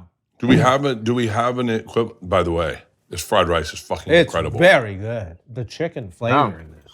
And then mixed with the chili. It's So I think the only nitpick I have is it could be a little drier, more heat. really, But you're working with what you have. The stove. You I think wa- you put a bit too much rice in there in one go. And we're working with one of those like white people walks. no. But that's a nitpick though. It's delicious. Yeah, the flavor is awesome. I would have. Yeah, I could have left. That is really good. That's great. No, Great fried rice. I never eat fried rice. you're a either. good chef. Yeah, you just casually whip that up while talking. Yeah, well, So the very first iteration of this show was, and I filmed it. I do not know where it is. This is when you guys were in grade school. Wow. 2001. And yeah, wait, that's the Szechuan I taste. yeah. That's fucking peppercorn. awesome. Yeah, the numbing, the fragrance. Yeah. The first iteration of this was in Leanne and my apartment, and I filmed myself ordering General Tao's chicken and making General Tao's chicken and seeing which was more expensive and which came quicker. And it's crazy difference. I mean, it's like there's no competition. To make your own Chinese food is insane compared to just ordering it. Right. It gets there so much quicker and it's so much more inexpensive and it tastes so much better. That was the first iteration of this TV show. And I don't think I've ever made Asian food. I made sushi a couple times, but like, I don't think I've ever really accomplished Asian food. This is good, man. This is, and by the way, when's your cookbook comes out? November 3rd? November 3rd. Yeah. Great day. Pre-order anytime. And then, are you gonna do a big tour to support it? Probably a book tour. Yeah? Yeah. My agents, they always want me to go on tour, but it's a stand-up, like you said. It takes effort to make it good. It takes stage time and going every night, keeping yourself sharp. And at this point in my career, I just can't devote the time with the fatherhood coming up and opening the restaurants. And I'd rather not. What's your day look like? Like your day, like I know what our days are. Like kinda. His days are a little more. I think your days are probably a little more complex or diverse than mine. Meaning, like, I can't imagine how much. I could never read. The amount of scripts you must get would make me crazy. Well, I'm an assistant read it. And then We'll figure it out. And then I press Control F, my character name, and then I read the scenes. And if I like it, then I'll read the whole thing, you know? That's brilliant. I'm gonna steal I don't have that. time to Control read the F. whole thing. Come on. Yeah. So wait. That's brilliant. But what does your day look like? I mean, like I feel like all apologies seems a little more grown up than my day. I don't know if that's a good thing. Oh boy, I think that maybe I do a little bit more entrepreneurship things now, and every day is different. Sometimes it's taking meetings, talking about the interior design of the restaurant. He loves interior design. He's like You the really? interior design master. So I'm curious, what do you think about this in the interior of this? Because we built this for camera. Oh, it's good. It's good. Yeah, do you like the? Yeah, it's good. It's good. Yeah, It's good. It's good. Yeah. Ceilings, nice lights. Good for filming. Yo, Yeah. Good for filming. He just said nice ceilings. You ain't got shit on your ceilings. That's the only thing he got. He's like, yeah, nice white Nice ceilings. ceilings. You have the stove in the island, which is great for filming. You know, for filming, it's great. Yeah. Yeah. You know what this sounds like? This sounds like Joe Pesci explaining the painting to the mom. Yeah. Oh, one dog's looking this way, one dog's looking that way. It's a very nice painting. It is a nice kitchen, though. It's nice. Leanne built it for the show. But wait, you really Granite, this thing. Sure. I have no idea. I'm It's okay. I am Let's not not I am bore your not a audience with grown-up. it. Yeah. So wait, so you like you, Contracts, reading contracts. Like of course you have attorneys and lawyers reading through it, but at the end of the day, if you sign something, I think you still got to read through. You read every contract you sign? I think the important parts, Wow. you know, to make just to double check. And my wife's also an attorney; she also reads them. wait, are you an attorney? No. Oh. No. But I think, and then do the social media work, figure out what clips to do, and then write for the next video. So then when you set up for videos, do you write like is it just you? How many people are making a video for you? I work with a comedian friend of mine. I also work with a food recipe developer, a friend of mine. We review the video together first from a food perspective, what they get right, what they get wrong. Really? Then I get on a Zoom call with my comic friend. We just bounce some jokes, and then I try to combine the two. And so do you fill out like you go like here's 52 weeks of shooting. So now I gotta or is it I wish. is it week It's to week? flying at the seat of my pants, man. Really? It's week by week. Yeah, I'm thinking about what video I'm gonna do next right now. I wish I had the Mr. Beast infrastructure where every minute of his day is planned. But No. Who wants that? I think it's called autism. Well, do you do that? You have such a big team here. Yeah. You have such an infrastructure. I have, if there's any note I can make about me, it's that I've gotten less hands-on entirely. And I kind of gotten to a place where I'm not replying to emails, texts, or DMs anymore. And I'm almost like I walk away from conversations that don't interest me. We were sitting there and one of my assistants was saying this and this and this. And I was like, hey, because I was thinking of, I was trying to write a joke. And I was trying to get as much out of my head as possible. Now, I will say, I think I've handicapped myself. Like I think I'm the rich guy who gets stranded on the island, and I'm watching my servants fish for food, and I'm like, can I get fish? And they're like, you're no longer the guy that is important. Does that make sense? Oh, it's like a triangle of sadness. Yes, triangle sadness. Like I feel like I've gotten to that place where it's like, I don't know. I can't really do anything anymore. But that's good because you make money by telling jokes, and that's the most important thing. And you using that time to generate that. A lot of times I get bogged down by like bullshit, or I get distracted, by like whoever comes by. Yeah, me at my best, Bert, was when I was poor, and my only goal was to get out of being poor, and my only pathway was to write jokes. And I lived in that world, and all I did, I'd walk down, I'd go for a run and write jokes on the run. And I can remember the day and the joke I wrote where I thought I was just trying to break a joke about white guys running faster across the street and black guys walking slower across the street. And the joke I was chewing on was I saw a black guy going for a jog and it was so crazy he actually stopped to walk across the street. And then I was like, no, that's not it. And then I was like, And the joke I ended up, as that day I walked to the grocery store, and for whatever reason, I thought the black guy coming towards me was trying to high five me. And so I went to high five him, and then instinctually he just high fived me. And just high five, and I went, and then I was like, oh, that's the joke. You can always get a black guy to high five you. and then, but I remember that one day, I had no thoughts except for my jog and getting coffee to write jokes because I had a set at the Improv that night. And I took that on stage at the Improv. I never went anywhere, but I took it on stage. And that's me at my best. Me at my worst is when I'm worrying about payroll and I'm worrying about when the pandemic hit, I was the first time that I had money that I extended where I was like, I had a house that I was building. That's not a good Bert. Like the best Bert is like right here, present, and not thinking about tomorrow and not thinking about, but just trying to write the joke in the moment. Yeah. I think you guys are true artists in that sense because I actually enjoy the distracting things sometimes. Like the restaurant interior design, I don't have to be involved in it, but I love being involved in it because to me that's part of the vision for the brand. What is Uncle Roger trying to say with this restaurant vibe? No, but that's artistic, I believe. What would be the minutia if you're like, let me see the. Taxes. I read the rules. I figure out. My accountants. I feel like you don't too. need to do that, right? I feel like you're almost too Asian. But you like doing it. I like to know enough because this is another problem. I have a business in Malaysia, a business in the UK, a business in the US. I have accountants in those three countries, and they talk to each other. But somebody still has to make the final decision sometimes. And because some people enjoy growing up, like Tom Segura loves growing up.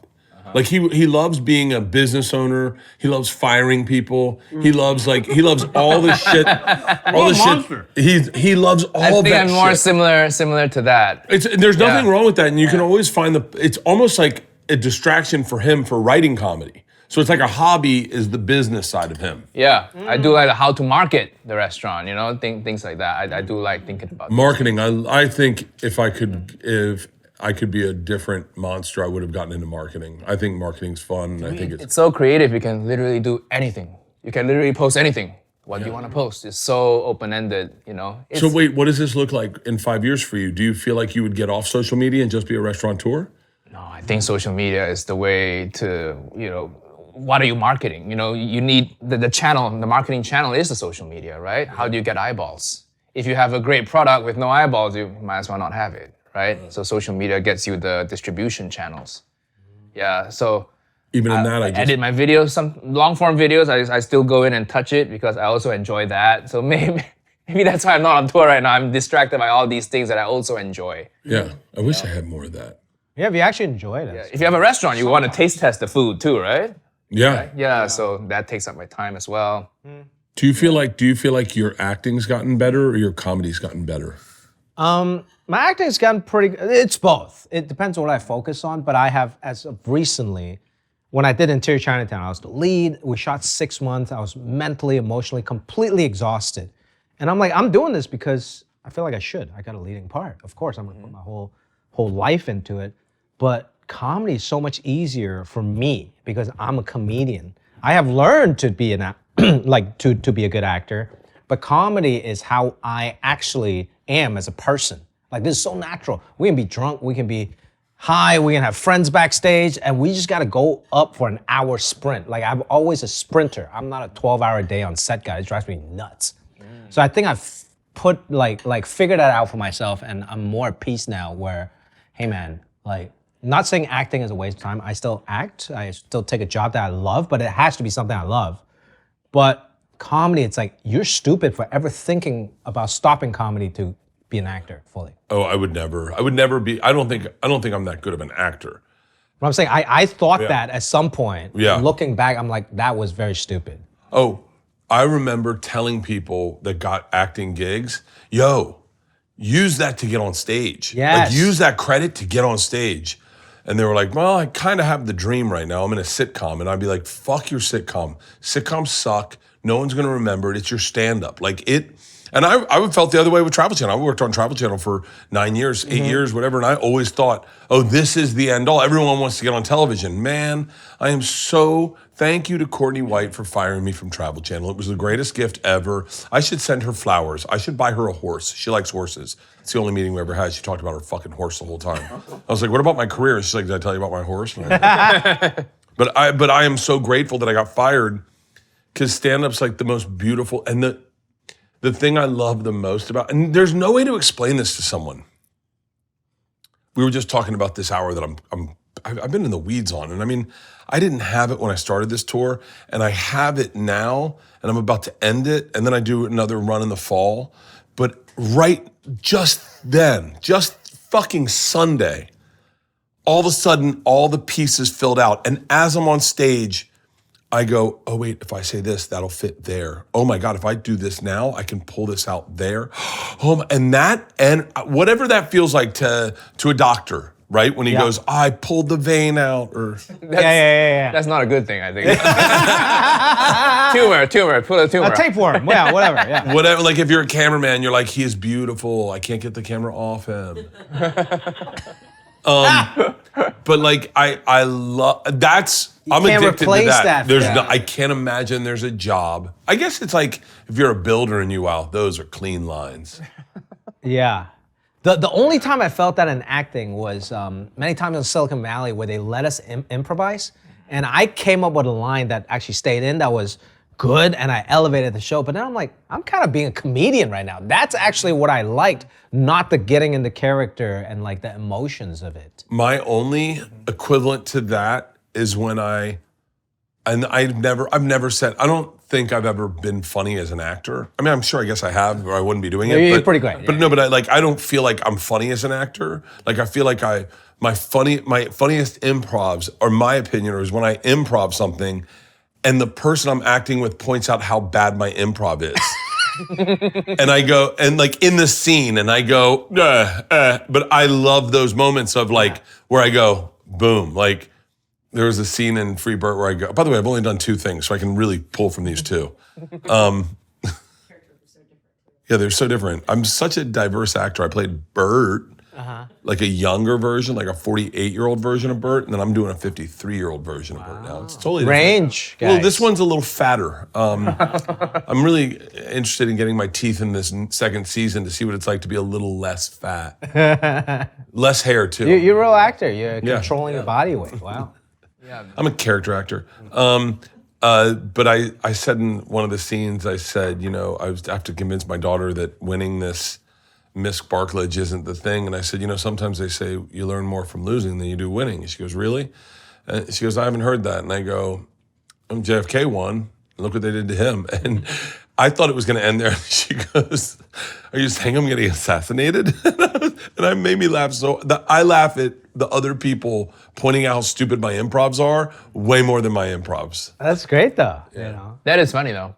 Yeah. I like how I just told you guys a story and you guys are like, cool. No, that is It's about more of your projects. No, that is great. I think on stage, I think you enjoy I think as artists, I think on stage too, we enjoy the adrenaline rush, and that kind of makes things click sometimes.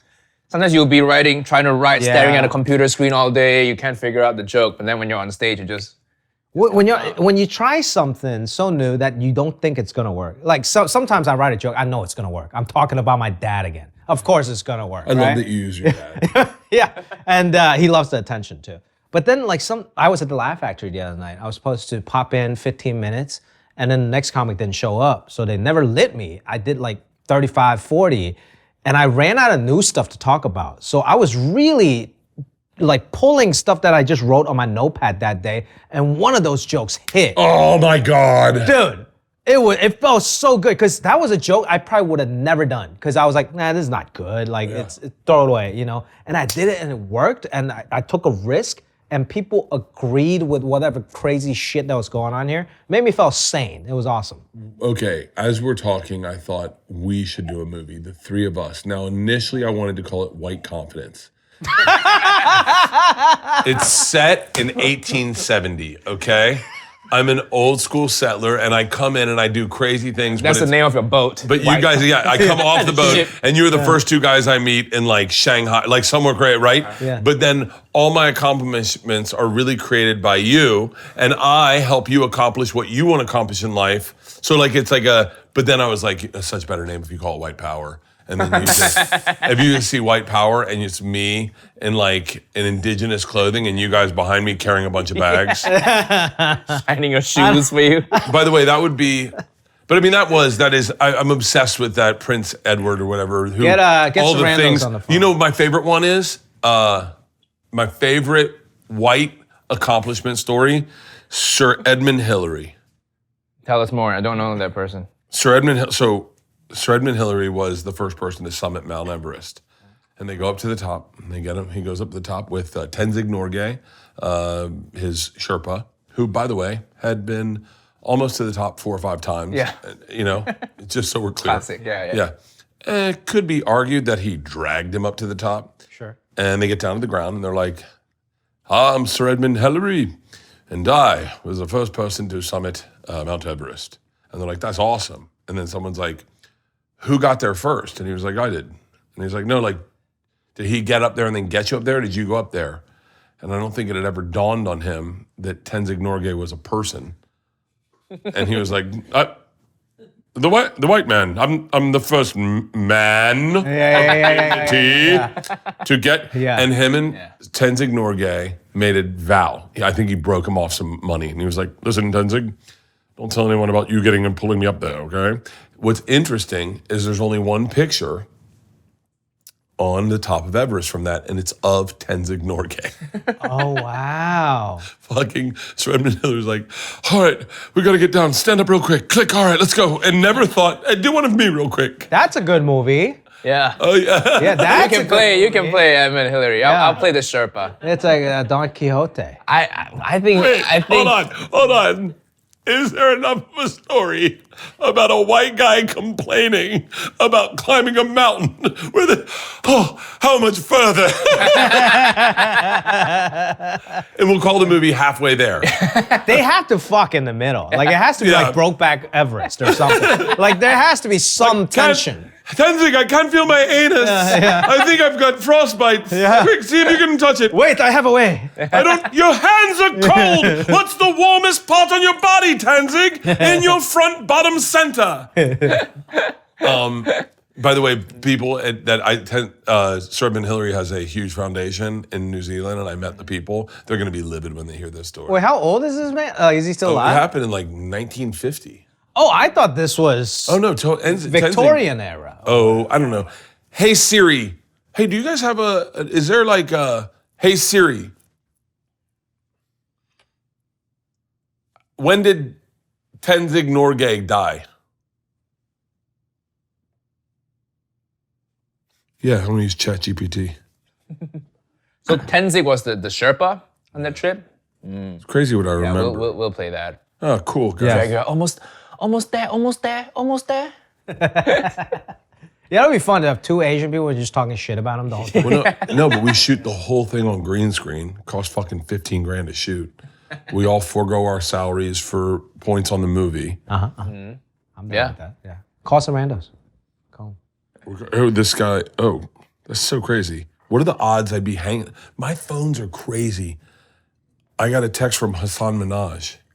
Like he never texts me, but I'm hanging out with people like that know Hassan. You guys know him. Yeah, right? I'm doing a show with him. With him and Ronnie. Yeah. Yeah. Great outdoors. It's so fun. Yeah, I've never been up there. It's so fucking fun. I'm super stoked on that. Yeah. I wonder if I saw that today on my phone, and then it, like, And then your algorithm went. the algorithm has got to be crazy. And then my algorithm's like, yo, you should be in his. What does he text me about? Just say hi? Hassan texts me every now and then to like ask me about a joke about Asian people. It's like, hey, what's funny about this Yeah. this Honestly, ask Asian Ronnie. thing? Yeah, that. Yeah. Where's Ronnie from? Malaysia too. your boy. He lived around, I think. Singapore, Malaysia, Australia. Really? But he's I think- ethnically Chinese Malaysian. as Yeah. Someone tell me when Tenzing Norgay died. 1983. Yeah.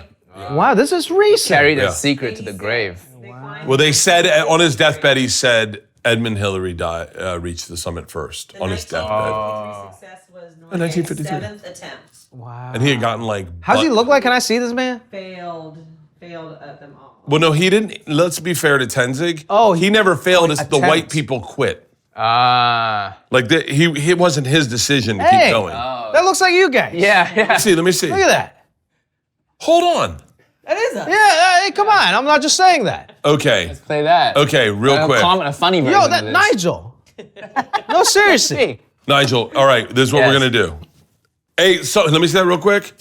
We're gonna give me a hat. We should take hat a up here. picture. We should take a picture in front of the green screen. And what we'll do is we'll get our movie going. Look at that. And they were friends till they died. I think something more, man. Yeah, see? Do you know how many jokes Tenzing had to put up with from a white guy born in the fucking turn of the century? It was like, and because How many times he had to do this? Very funny. Very funny, Edmund. my eyes are getting cold, Tenzing. You don't have that problem. They're swollen. I look like you now, Tenzing. Yeah. Hey, Tenzing, who am I? This is a movie. I see what you see now, Tenzing. Oh, I'm getting some scud on my face, some sun on my face. I'm afraid to go back home. That could be a fucking... I bet you could do it all on green screen. They do that. You've seen the movies that Ben Affleck is shooting now? No. Oh, Ben Affleck and Matt the Damon. gray box? And it's all just in a room. Yeah. And you get... What's AI? Yeah, a lot of AI. Yeah. Yeah, let's do it. Short All right. film or feature. Have you seen the greatest short film, 90-second short film that came out? No. Has anyone seen this?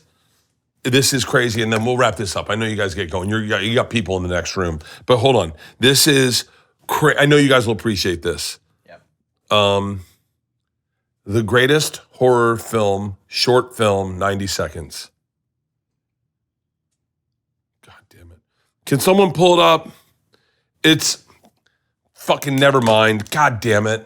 I just saw this online, and I hate that I can't find the things that I saw. I need to send everything to myself in a thing. Oh, yeah. It's a short film that just came out. It's 90 seconds. Horror short film, 90 seconds. Have you seen it? Yeah, that's what it's called. Oh my God. Wait, do you have it on your phone? It's right here. Bring it in. I got it right here. Fly it in.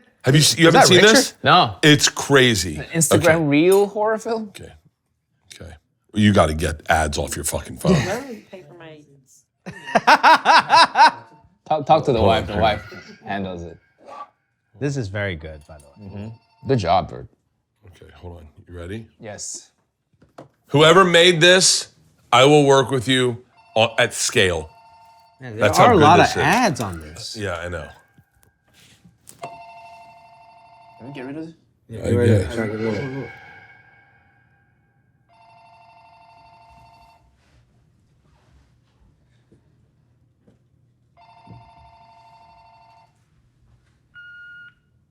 Hello, you've reached Pauline Chalmers. I can't come to the phone right now, but if you leave your name and number, I'll call you right back. Hi, Mom. Just hoping to catch you before our retreat starts. We'll be on the grid, so you won't be able to reach us. But thank you so much again for watching Hunter, and have fun while we're gone. I'll see you in a couple of weeks. Okay, love you. Bye.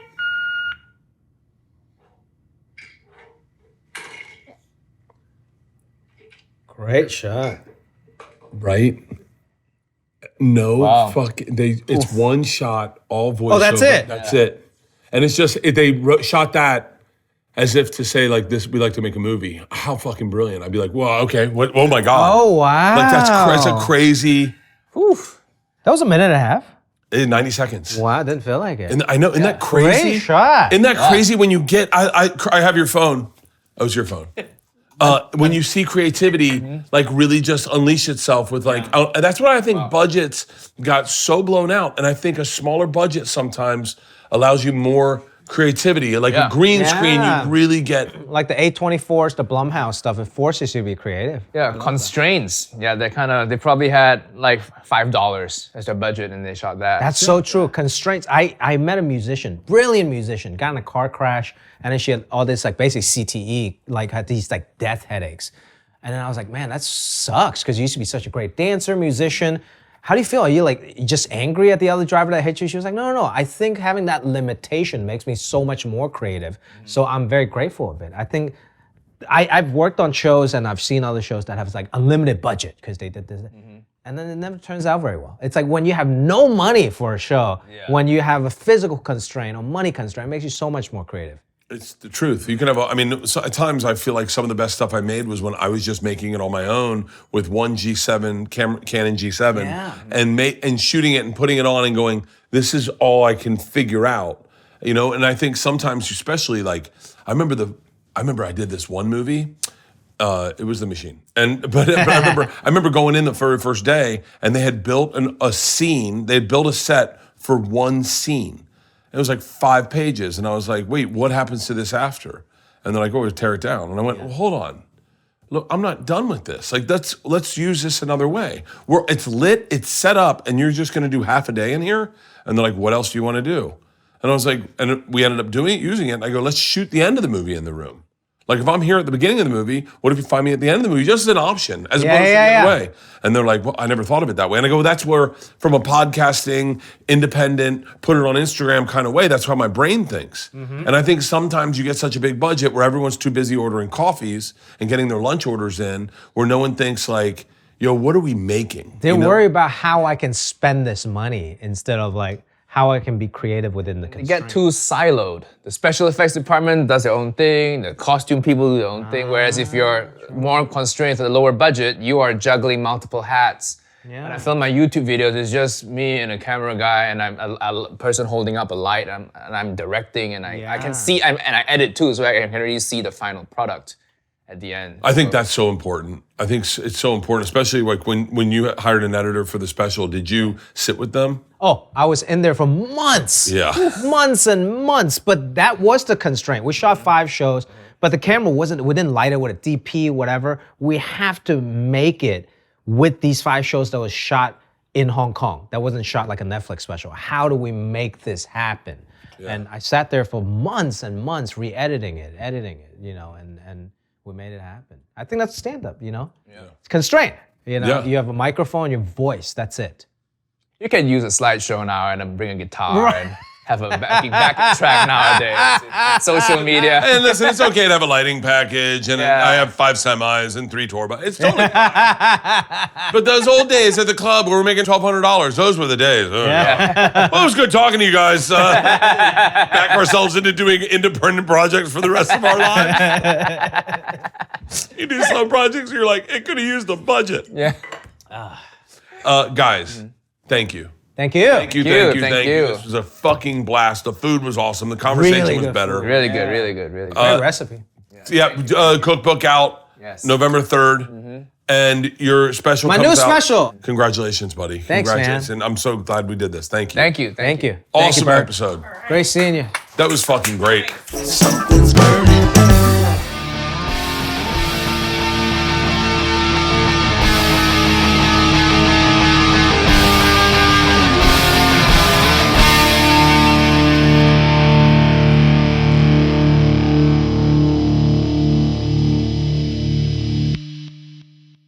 This episode was brought to you by The Machine.